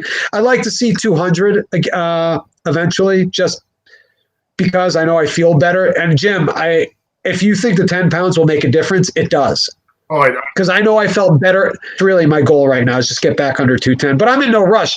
To know me is to know my goal is to lose a pound or 2 a month tops. Yeah, I get you. I just the doctor asked him about his eating habits. He's like, eating habits? Like, just it's whatever. Or, like I didn't. So I never really weighed myself. I just kind of ate food and. Does that make sense? Like it never really made any difference. Wasn't it? Right. It's not something you tracked. No, I didn't care. Like I probably didn't weigh myself for 6 months. I didn't, I just, like, what am I going to, nothing would change. It wouldn't change me at all. Like I'd still eat what I eat and more. Man, everything is stuck on here. Can you guys hear me? Yeah, I can hear you. I can hear you. Yeah, I think the video. Well, I go out to eat with you clowns, and you're the people that I sit in a restaurant and hate. I look at people who have like half-eaten plates and food still left on their plates, and I just want to pick at it as I walk by. I'm like, who doesn't eat all of their food? And therein lies the difference between like the two of you versus me. I'm a glutton. I'm a complete utter pig. Like, really, you're not going to eat that half a slice of toast? Yeah. Like I can sit and eat one big meal and then not eat the rest of the day, which is not a healthy thing to do, but I can do that. You, Vincent, can eat a huge breakfast, turn around 90 minutes later, and you're trying to think about what dessert you're going to have after dinner. That's just how your brain works. It's the Italian upbringing. I remember you calling me when you were gaining weight, and then I'm going to get a pizza. And then he'd call me the next day and be like, no, I'm not getting Chinese food tonight. I'm getting McDonald's and I'm going to get a shake. And then he'd call me Thursday and be like, dude, this is what I'm going to have on Friday before we train. And then on Friday on the 40-minute ride to the diner, he'd be like, no, this is what I'm doing. And it was so funny because he genuinely enjoyed eating and thinking about it. And I was like, I'm getting French toast and bacon because that's what I get every Friday before I train. We gotta go. People are different. When we, at least for takeout, that's what we have. We can get takeout. The problem is Cracker Barrel's too far away for takeout. We'd have to take it out and eat it right in one of the ladies that I always see at Popeyes. I saw her at Walmart. And we had a long time. She gives James like all these gifts and stuff whenever he comes. Yeah. But it's still open. It's obviously so takeout only, but we never ate there anyway, so not a big deal. Yep. I still haven't tried the sandwich. Oh, it's good. Very good. Like when I first got the sandwich, I got my usual meal too, just in case. Yeah. And how stupid of me to think that Popeyes would make something bad. Exactly. Ask about the sandwich, and I was like, because I'm that type of guy who would regret. I'm like, oh man, I would have gotten the meal and the sandwich. Because I'm like, if I don't like the sandwich, I'm gonna be pissed. Yeah. And Rose is like, no, it's like 50-50 when you're there, whether you want to get whether you're gonna go with the 5-piece or the sandwich or the 10-piece or the sandwich. And I'm like, all right, but I still haven't given it a shot. Jim has especially I don't want anybody touching my food now. Jim has a great philosophy when we go out and get takeout, whatever. So let's say we go to McDonald's or Popeyes or whatever, you're going to get the chicken sandwich to eat on the ride home. And then you have your meal when you get home. It's like an appetizer. It's what you eat before you eat to make you more hungry. Yeah. It's the embers that stoke the fire. Yes. So, the Popeyes chicken sandwich is good. It's solid. It's legit, man. Yep. All right. All right, Josh, hit us with something else, buddy.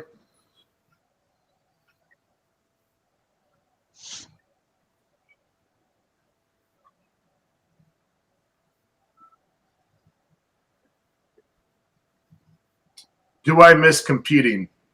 And I'm going to probably sound like maybe I'm a dick or something, but nothing compares to playing football. Nothing.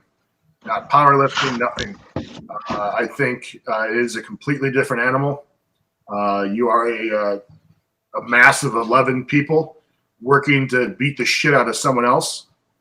Every play is like a little mini battle that I loved. All I have to do is win this battle. That's all I cared about. I didn't care. I never cared about the score. And I know that's like the wrong thing, like to say in this day and age. I'd rather just play fucking football. And then whatever the score is, the score is. I was okay with winning or losing because I only wanted to win the battles, the small little, and whatever the war turns out, I'm okay with. When I moved on to powerlifting, of course I wanted to compete, but it's not even close to the same. You're not fighting anyone. Like, to me, that's not competing. Competing is like some kind of physical battle between you and another person. So that's, while it's still like I had drive, it's just not the same. And that's what I try to get across to our kids when I talk to them. Like, take advantage of this time because this will shape you more. Not winning and losing. It's being able to learn how to fucking fight and learning to battle and learning how to be exhausted and still throw someone on that I know I can't play football anymore. I don't miss competing in powerlifting. I think Vincent had a great point where you're paying someone else to lift weights. The last meet that I did, I remember after the squats, I looked at my buddy Will. And I'm like, dude, we could have done this in my fucking basement. We could have been over in 45 minutes, or in my garage, and we could have just went out and fucking eat wings all day. And so I don't really miss that. With Vincent, you miss being big. I don't miss being that big. Like 275, I think I hated it. But if I was 205, I think I'd be fucking miserable. So there's I have a good balance. Yeah, there's that in between. Like I said to my assistants back when we were. Yeah, so I don't miss. Plus my heart, it's the doctors are like, hey, 275. You think you can lose a little? I'm like, I eat twice a day, dude. Like how am I going to lose any more weight? There's something about doing a physical mano-a-mano sport. Like, I know football is 11 on 11, but essentially every play is you against another guy. Yeah, I do. I totally relate to what you're saying. 100% relate to what you're saying. What I liked about training, like let's go to powerlifting. What I miss are, I'm going to cry in the weight room and the people, the interactions more so than the training from the hotel to the field on road trips. I still get excited. Not like you used to, but there's still that you get to go out, like you said, do battle with another human being you won that one. I better kick your ass this time. And if I kick your ass more, I did a better job. And if all my teammates kick ass. Even when we train, I said, just don't worry about what we're going to condition. Don't worry about the circuit. Let's just, so you know what that's called? Living in the moment. Yeah. And it's what you're doing is you're now or at 135 is your warm-up set. So do that awesome. And then it's going to be whatever, 185 or whatever. It's just if you win the battles, you're going to win the war. Yeah. And if you don't win, you weren't supposed to win anyway, and that's okay. Yep. I know winning's everything. Coming from a society. Get into study groups. The test takes care of itself, and your grade says that you're a winner. But it's the habits that you learn along the way that are invaluable in every. Like you guys did by, played on a successful football in high school and wrestled. And I will say, you want to impress your will upon somebody. You want someone to have grit, have your kid wrestle. Because as difficult as I found football, because people like now, when it's funny, because even when I watch fighters miss weight and we were stupid kids in high school, junior high, whatever, you figured out how to make weight. And that's when it was brutal, probably a lot more dangerous. And I know it's probably not the case all the time, but I know at some point, it just want to give up. As you're just pushing yourself beyond a limit. But the one difference between the those are, sport team sports or wrestling or football. With powerlifting and myself, I trained in a powerlifting gym, but I didn't train with people because there just weren't people that I really enjoyed training with. So I trained in the gym, but I trained by myself. And I don't, my standards must have been that low to like start. And I kept my mouth shut. And over time, you're like, I guess he's useful. At least he can hold boards and give me a lift off. Yeah. And it's one of the, and I do tell people that with any type of training, just go add some value, do something, spot, load, keep your mouth shut, and you'll become an integral part of the crew. You'll serve a purpose. And and you definitely, that's how I got my what other body foot, other body part, what have you. I just want to punch you in that big fucking head of yours. I forgot which. Oh man. All right. We got more questions? I wish that video would have saved. You know what's funny is I sent that to my buddy Will, who used to train at Westside, and he was in his car, and he said I had to pull over because I was pissing my pants. He goes, then I realized you were talking about me. I was like, dude, we all were. Oh yeah. Nobody will know that. Nobody will ever know. First of all, no one will ever know the brilliance. We lost a national treasure. That's it. Enough said. You think the coronavirus is a problem? Yeah.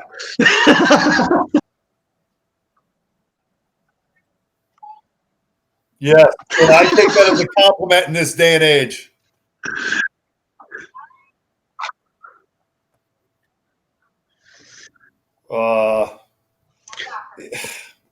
I'll go here because I work in a school, and I think people who weren't tolerated, if that's the right word, are tolerated better. And I think people should be able, whoever they want. I figure things out, be educated on it. Just because not everybody can know the right pronoun to use, or the right bathroom to use, or the right words to say. It just doesn't mean it's an aggression. Hey, whatever floats your boat and makes you happy. I like to, lift weights and probably do some other stuff I'm not going to share. And but I don't want anybody worried about what I'm doing. So I'm really not worried what they're doing. Just don't beat me up over it. Yeah, you said it way better than I was going to say it. Weren't meant towards a certain group. It was a way of insulting each other. South Park did a phenomenal episode on this, I thought. But it wasn't, I'm making fun of you. I'm not making fun of a group. I don't hate a certain group because I say this or that. It's how I grew up. Right or wrong, you're not going to undo my use. I agree. I probably should. But don't tell me that I have to do that because you're offended. I'm offended that you're offended. So now we're both offended. Let's have a great day. The only thing that I will say about this is it comes down to two things: being authoritarian and being a narcissist. One, people telling someone what they can and cannot say, and two, believing that you know what's right. Yeah. And 100% of all that is based on those two things. And there's two things I fucking hate more than anything. This blatant narcissism that they think that they even have a remote idea what's right and what's wrong. And the the love of authoritarianism of them telling everyone what they should be doing because they're the fucking expert. And I judge basically everything. The lens I can see it through. It's just, and the thing is, it doesn't really affect me. I'm in a small town, but it just surprises me that people don't understand that those two things are prevalent. And there's nothing worse than someone controlling language, because you control the language. Unfortunately, their belief system is based in like a Jello mold, where the rest of us have fucking concrete. So, anyway, A lot of this stuff, honestly, is like my wife and I talk. Rhodes and I will talk about this when we get here, and I'm 100% okay with my belief system and our morals. I just don't know if other people are, because they're the ones screaming all the time because they don't believe in what they believe. So there you go.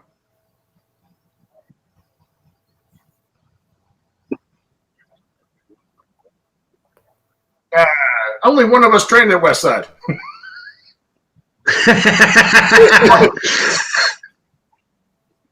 Yeah. Let's do another one. I don't have any epic stories. Oh, one time, wait, hold on. I'll tell this one. So it was Friday and we were squatting this. So every time he stepped up to the bar, I was like, "Here we go, Bocephus! Bocephus double. Here we go. Doing speed work, Bocephus." So the entire workout goes by, and then we get to the EFS. He's like, "Dude, what the fuck? Why are you calling me Bocephus?" To me, it was like an Andy Kaufman moment. I'm sure like JL. That's enough reason to say it. I'm sure JL was there, and I'm sure like JL was laughing because he's like, "Yeah, I get it. It doesn't mean anything." But anyway, that's my most epic story, you know.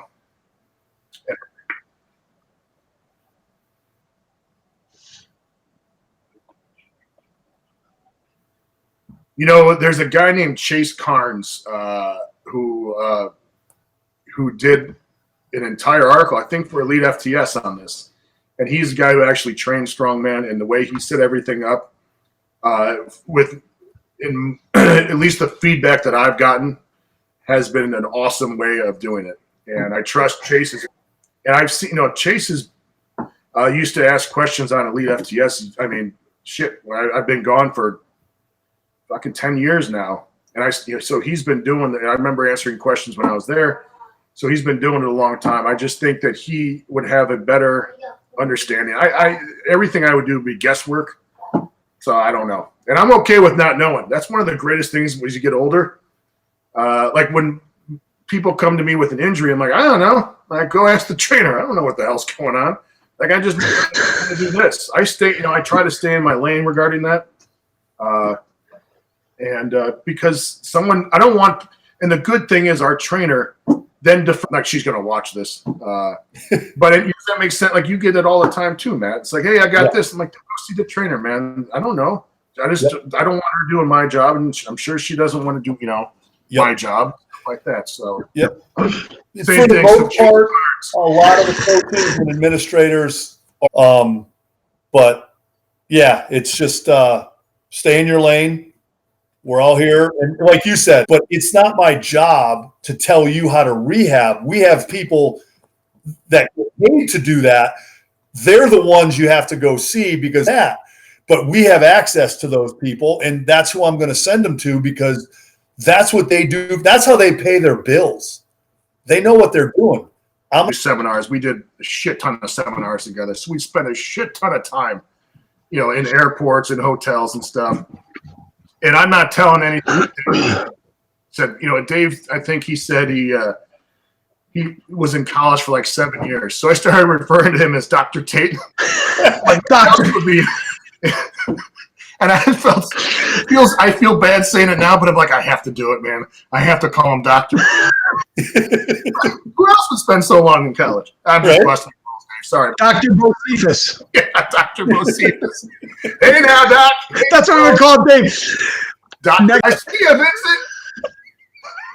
Shut up, Vincent. It's not funny. Hey, guys.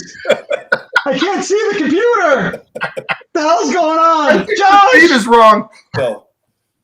The sad thing is we have so many funny stories. I don't know how many we've told, how many we haven't, but I will laugh forever about so many story Rhodes.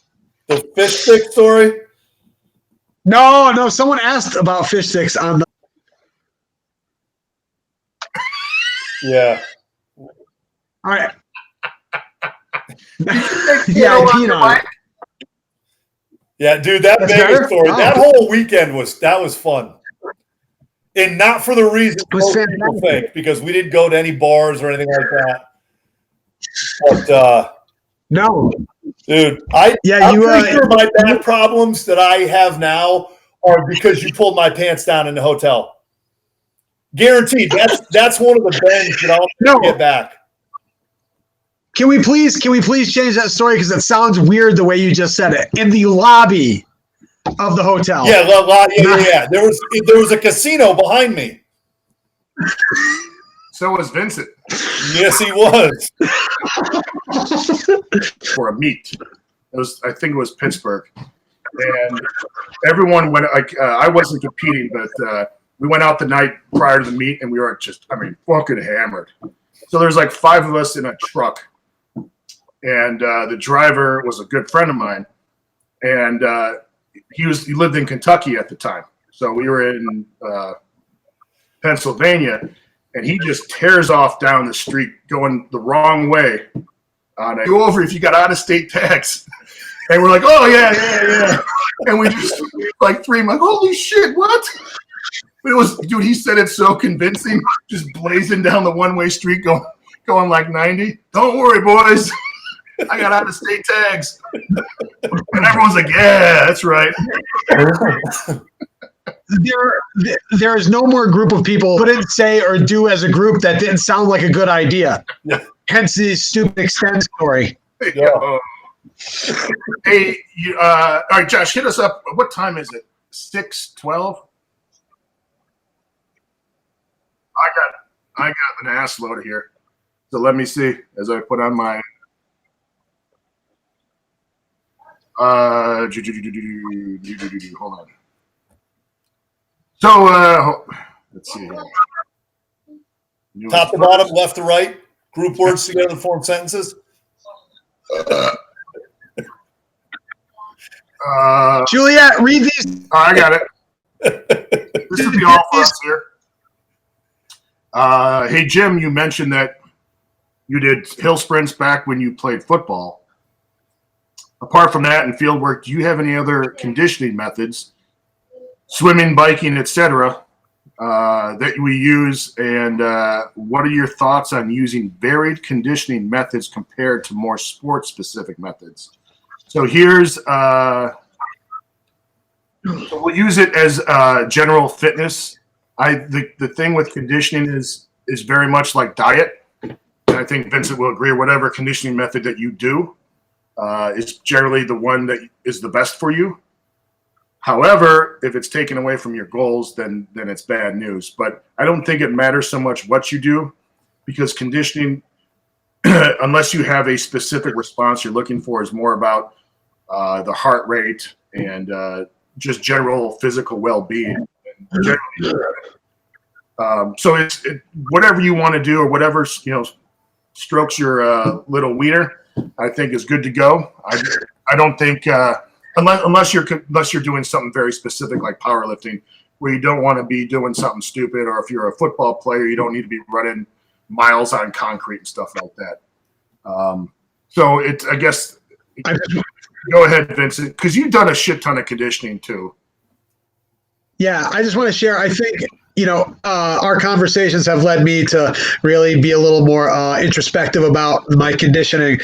And as I look back and see what worked and what didn't work, I would say the most bang for my buck, and the one that's least likely to injure me, is the assault bike, the Airdyne. That I find I could do hard and not.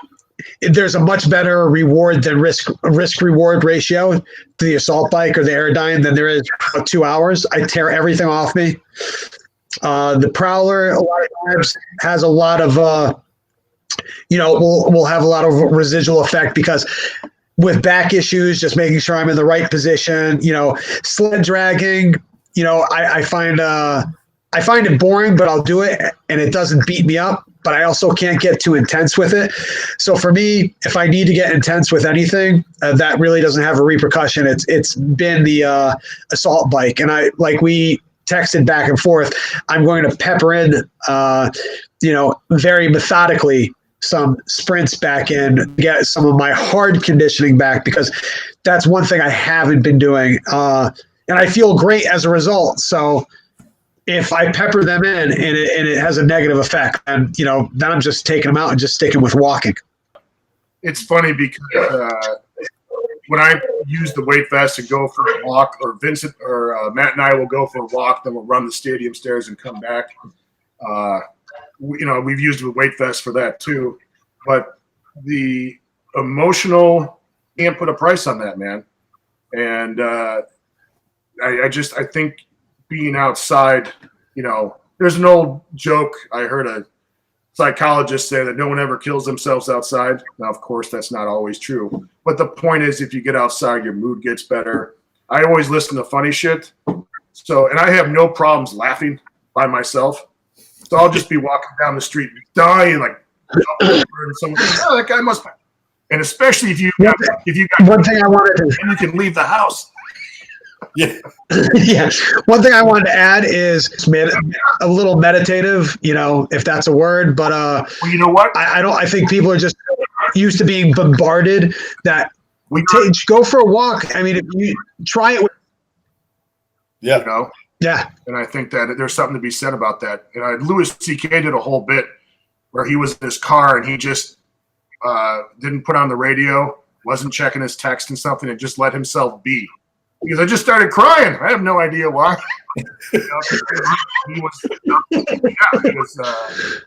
But I have some ideas for you, Vincent, that I'll run by you later about the Airdyne. And all right, how about another question here? So this would be interesting here. How do you adjust programming for those who are 50, 60 years old and above? You still feel low reps are still useful? Please exchange. Basically, are there any changes for programs for lifters who are older? Volume, frequency, variation. So, Matt, do you have any? I don't know. I mean, the thing is, Matt, like you have the body of like a 90-year-old. Yes. Yes. Yeah, you're the lower reps. If I assume we're talking about like squats and benches and stuff like that. If you can do those, because hold on, can I add this? What's that? I think lower reps are good with a weight that you can do double to triple. Yes, that's what I was getting to. Yep. That's when people say low reps, it always drives me nuts. Well, what is that? It's like we can do 8 triples at like the old West Side. So when people do triples, they automatically think it's as heavy as I. If you can do some of the traditional lifts with a safe, a specialty bar or whatever. Number one is great. Do the lifts that you can in whatever way you can. Yes. And then when you get down to the push-ups or the sit-ups or the body weight squats, again, I don't think you go nuts with it. Do sets of 5 to 10 and do, like you do. I love the way you write stuff a lot. When you read your books, it's like 50 reps of back.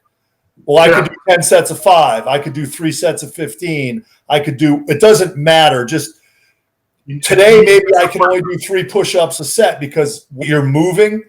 And I think this is a great example or a great time to use your philosophy of 3 movements. Yeah. Is do 3 movements really well. It could do wonders for people. I can do wonders for young kids as well as people in their 50s or 60s or 70s, whatever. Just you're doing something that's going to benefit you. Make sure you're doing it safer or safely. The other thing. Go ahead. No, that's it. He talks frequency.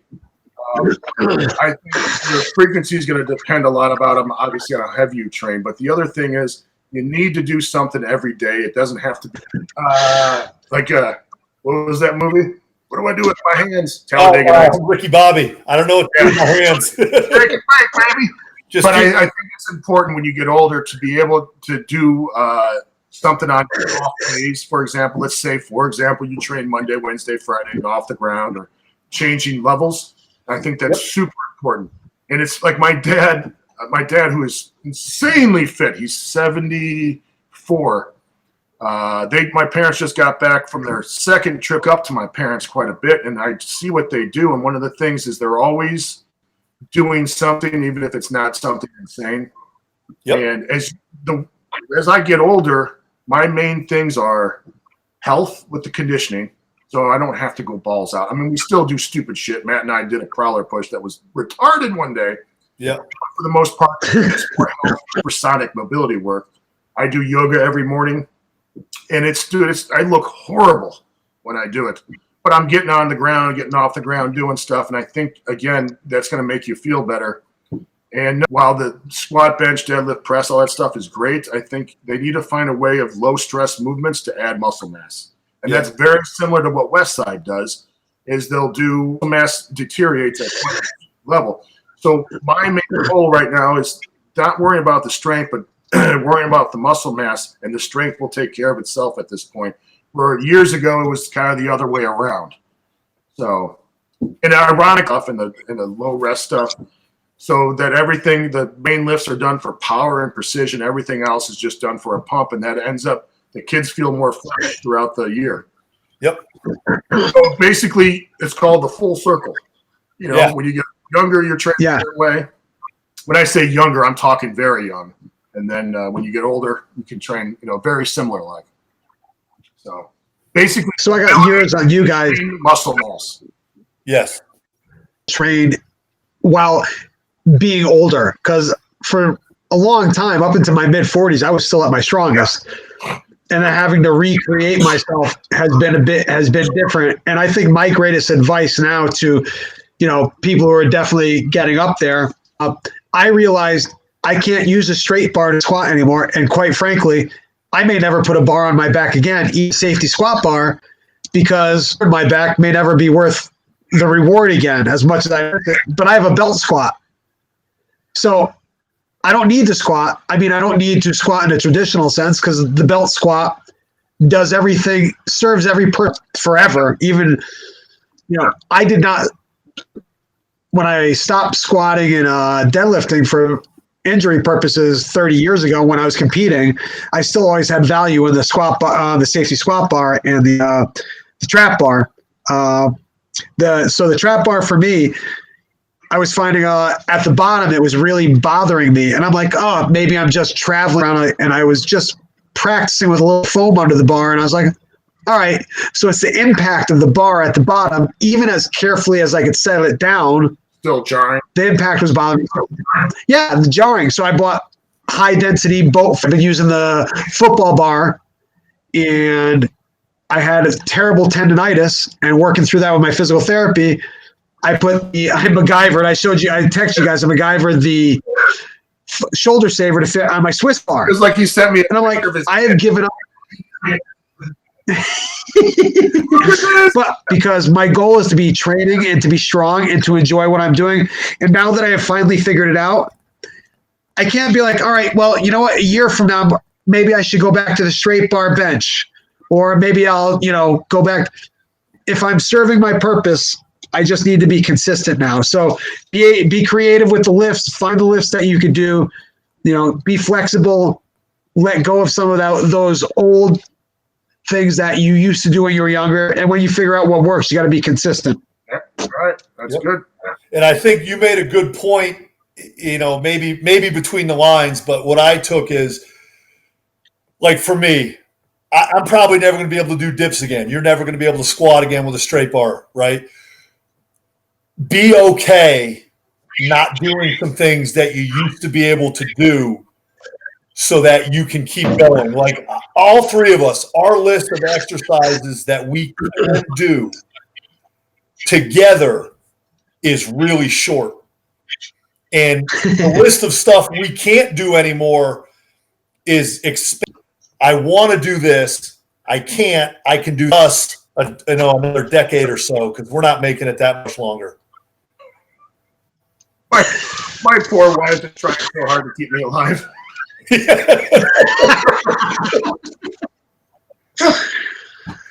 When she gives up, it's over.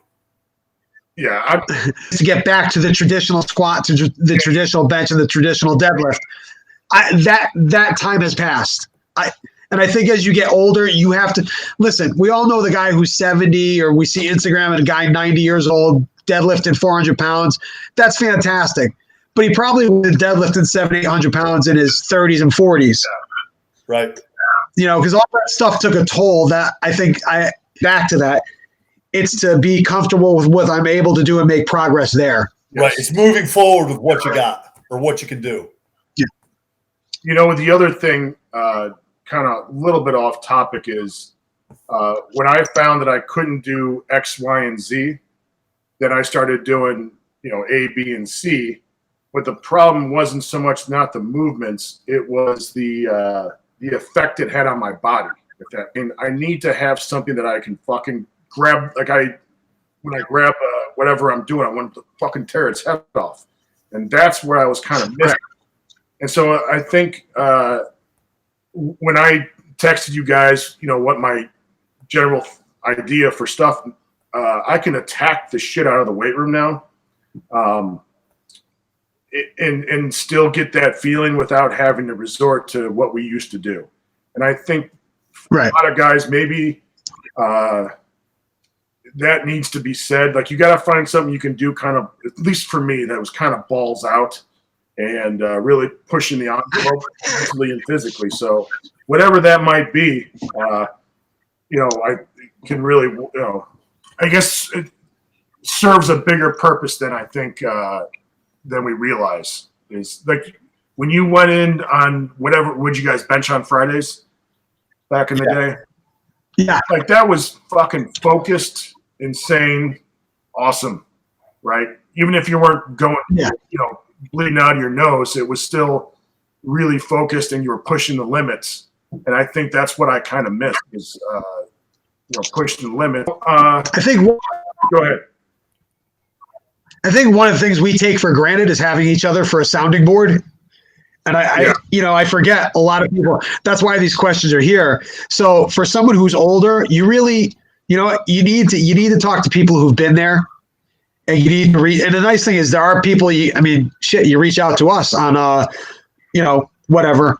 But you really have to dig deep to kind of figure out what's going to work for you, what's going to float your boat. But that's why it's really good to have you two guys, because, and we need to keep each other honest. And it's hard because we all want to go back to our roots. As much as I'll say it, I know what I'm going to do. I know what I'm supposed to do this time. I'm going to stick with it. We all get that wild hair up our ass. You're the best coach I know and the dumbest fucking lifter. Yep. I think not just when you have a sounding board, I think that's obviously critical. But if in a moment of sobriety and clarity you write down things, you got to put those up so you can look at it. It's kind of like your 10 Commandments or whatever, and say, okay, I veered off course. Let's get our shit back together here. So even when you have that moment of clarity, you got to put it down. And I think it's super, like, I'll give you a good example is the days you're feeling good, some feel like shit that I think people have in training. Like, hey, I feel really good. Well, then do what you're doing. That's not upset. Or like, I get this, like, hey, I've been doing this, and this. What do you think? I'm like, well, do you get any stronger? It's like, oh, fuck yeah. I'm like, then you're good, brother. Like keep it up. And so maybe, that needs to be said is the outcome does not need to be, killing yourself or, self-flagellation. You don't need to be a martyr every time you go in the weight room. Right. Because it's what I try to tell our kids all the time. If you kill yourself today, well, we got to run tomorrow. And then we got to lift the next day. And then we got to run. And then we got to lift. Builds up. Be happy that you walked out today not feeling like death, because tomorrow we got more. And then we have more and more. And we got 9 weeks. Then I got to squat on Friday or, whatever it is. It's seeing the big picture, seeing either the what is it called? What's a week called in training? A microcycle? I have no idea. Right? And then a 3-week cycle is a macro cycle. It's like seeing that whole big picture. It all adds up. Well, you know what I did, Rhodes, was, JJ? Yeah. Okay. JJ really wanted to go for max reps at max weight. And it was way more than what he usually does. I'm like, all right, dude, let her rip, Yep. Instead of massive shit. And you love kids like that because they figured out it's like, And so occasionally I'll let one of the older kids who has a wild hair up his ass do something. And it's happened, a dozen times. I'm like, all right, let her rip, brother. Let's see. And they get all excited because obviously they feel good and they're ripped. But to a T, every one of them, totally get it, man. Oh, I feel like. And the other thing too is when you go nuts with weight and you do like, well, that's Right. That's especially a thrower. I don't know if it was the Olympics, central nervous system to come back down. 2 weeks. It's like 6 throws. Yep. The emotional toll is so much bigger than these kids realize. And everyone realizes. Another baloney. But it just, like when Vincent benched 600, your pinkies helped you bench 600. Your toes helped you bench 600. Emotionally, reaching your goal was probably satisfying and almost depressing, and uplifting, and all the emotions all over the place.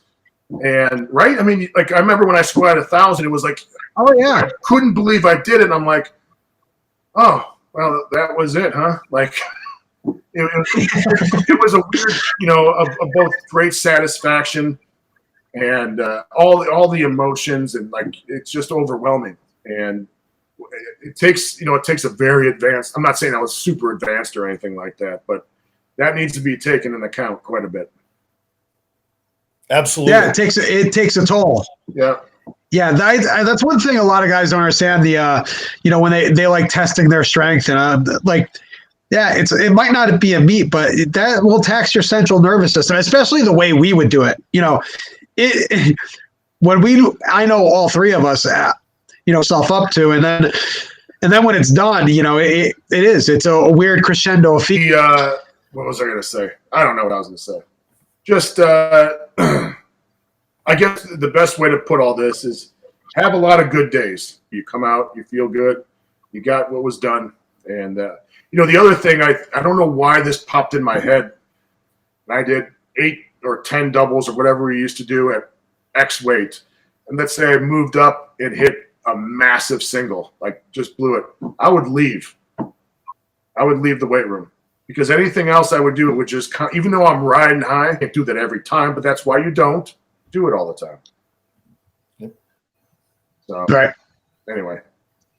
Yeah, I tell my all the time. I'm like, I've kind of earned that right. And so it's kind of what you're saying, I think, a little bit. It's like, I got it. I feel good. I hit a goal I wanted to hit. And I'm going to ride high a little bit because any more might be detrimental. Yeah. For the next. That takes it takes experience to get there too. Yeah. So, trust me, I fucked that up a lot. Oh, we've been at this for a while. So you want to do? We must be lonely.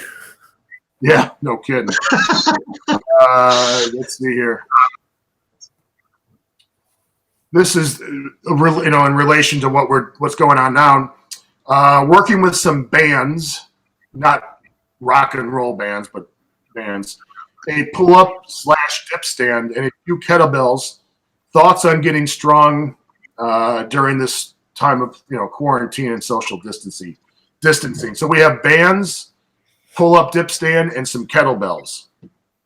So let's start with the bands. Let's get some ideas of what he can do with some bands. We'll get like 5 or 10 exercises. So you got a pull-up bar, so you can do push down. Well, let's just start with bands right now. Oh, okay. It's just so Vincent, give me a couple exercises with the bands. Well, you get around a column or 2 columns, or just a chest press, and an overhead press is going to cover a lot. And one thing I just want to throw out there too is you might not increase your strength, but you can maintain most of it. I wouldn't be hyper worried about increasing your strength, but just doing work again. But those 3 are good upper body, good pushing exercises. Yep. Throw push-ups in there with the band around your back. Rhodes. He said bands. Well, I know, but push-ups and bands, dummy. I can't believe Vincent tricep pushdowns. I know you can't see, but can you hear? Band good mornings. Yep. Pull-throughs, pull-ups and dips every day if your shoulders allow for it. If you do them every day, make sure the volume isn't insane because the pull-ups a lot of times hurt your elbows. Kettlebells, obviously you have the swing, the snatch, the kettlebells, the goblet squat that people do if you're heavy enough. Yep. Rhodes. And then the thing is, the one thing I'm surprised people leave out is lunges. Go do lunges, man. Yeah. Do 50 to 100 reps per leg. You could do those every day too. So if every day, for example, your core was lunges, chin-ups, or pull-ups or whatever you want to do, and dips, that was the core of your workout, and you would shoot for a total reps. Like, listen, I'm going to do 50 reps every day for lunge, 50 rep work you want to do, and whatever kettlebell work you want to do, I think you'd be set. And then I think you should start with the least amount of reps, maybe X per work, and then just slowly build up. Not every workout, but every week. I think people get this idea you can just increase every workout. It doesn't work like that. Start pretty light for a week. The next week, bump it up or bump up only 1 or 2, and then keep on going. So and then with the bands and stuff, you just got to be creative. Again, the band, the other thing, if you get your hands on an ab wheel, or if you do hanging leg raises, another thing you could do every day. Like what Juliet does is she'll do a chin up and a leg raise and a chin up like in the same set. And it's a tremendous total body kind of thing.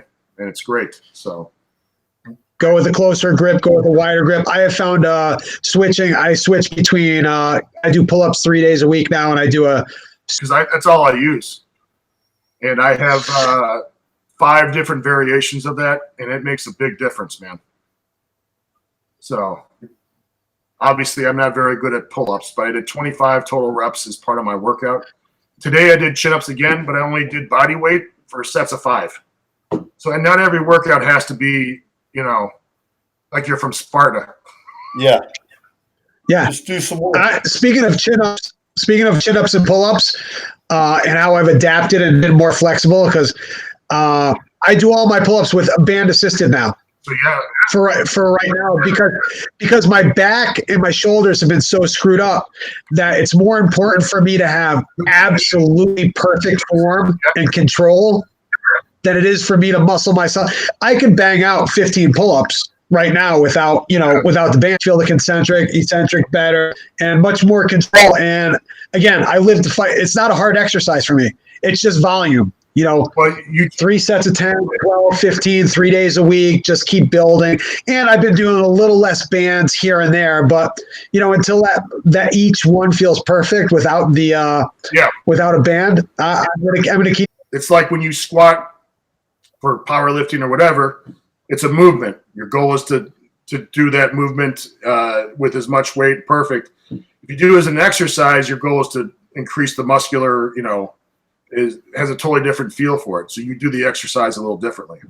Ironically, when I went over to the local gym for the machines, I tried that thing with my body weight because I'm really going slow, hanging, pulling up, holding. And I was like, oh God, everyone, I'm like the biggest piece of shit, But it was a weird thing, man. I could do more. The thing is, if you can get your hands on a fat bar for chin-ups and dips, it makes a huge difference with your body. The fat bar feels way, way easier on your hands and your elbows. So, Yep, found the same thing. The fatter the grip, the easier it is on the joints. Yep, I agree. All right, you guys want to pass it away? All right, so what are you guys eating? I know what I'm eating. I already have I get my meals sent to me now. I'm lazy. Through Stan Effordine's site, so I gotta start eating better. So I'm committed to that now. So maybe when you guys see me, I'll be 235. I'm gonna see you either tomorrow or the day after, unless you're a week 56. I moved it a little bit. See what did it say? Come on, how much did you weigh? Hold on, someone's coming in here. Who is it? Oh, that's my son. Get the gun. Yeah. Less than 260. I'll just put it that way. All right, 257. Thanks for everybody listening, and I can't wait to see you guys. I'm jealous that you two are getting together, assholes. Yeah, thank you, Dave. Thanks, Yeah. Josh, for sitting there and probably being bored to tears, buddy.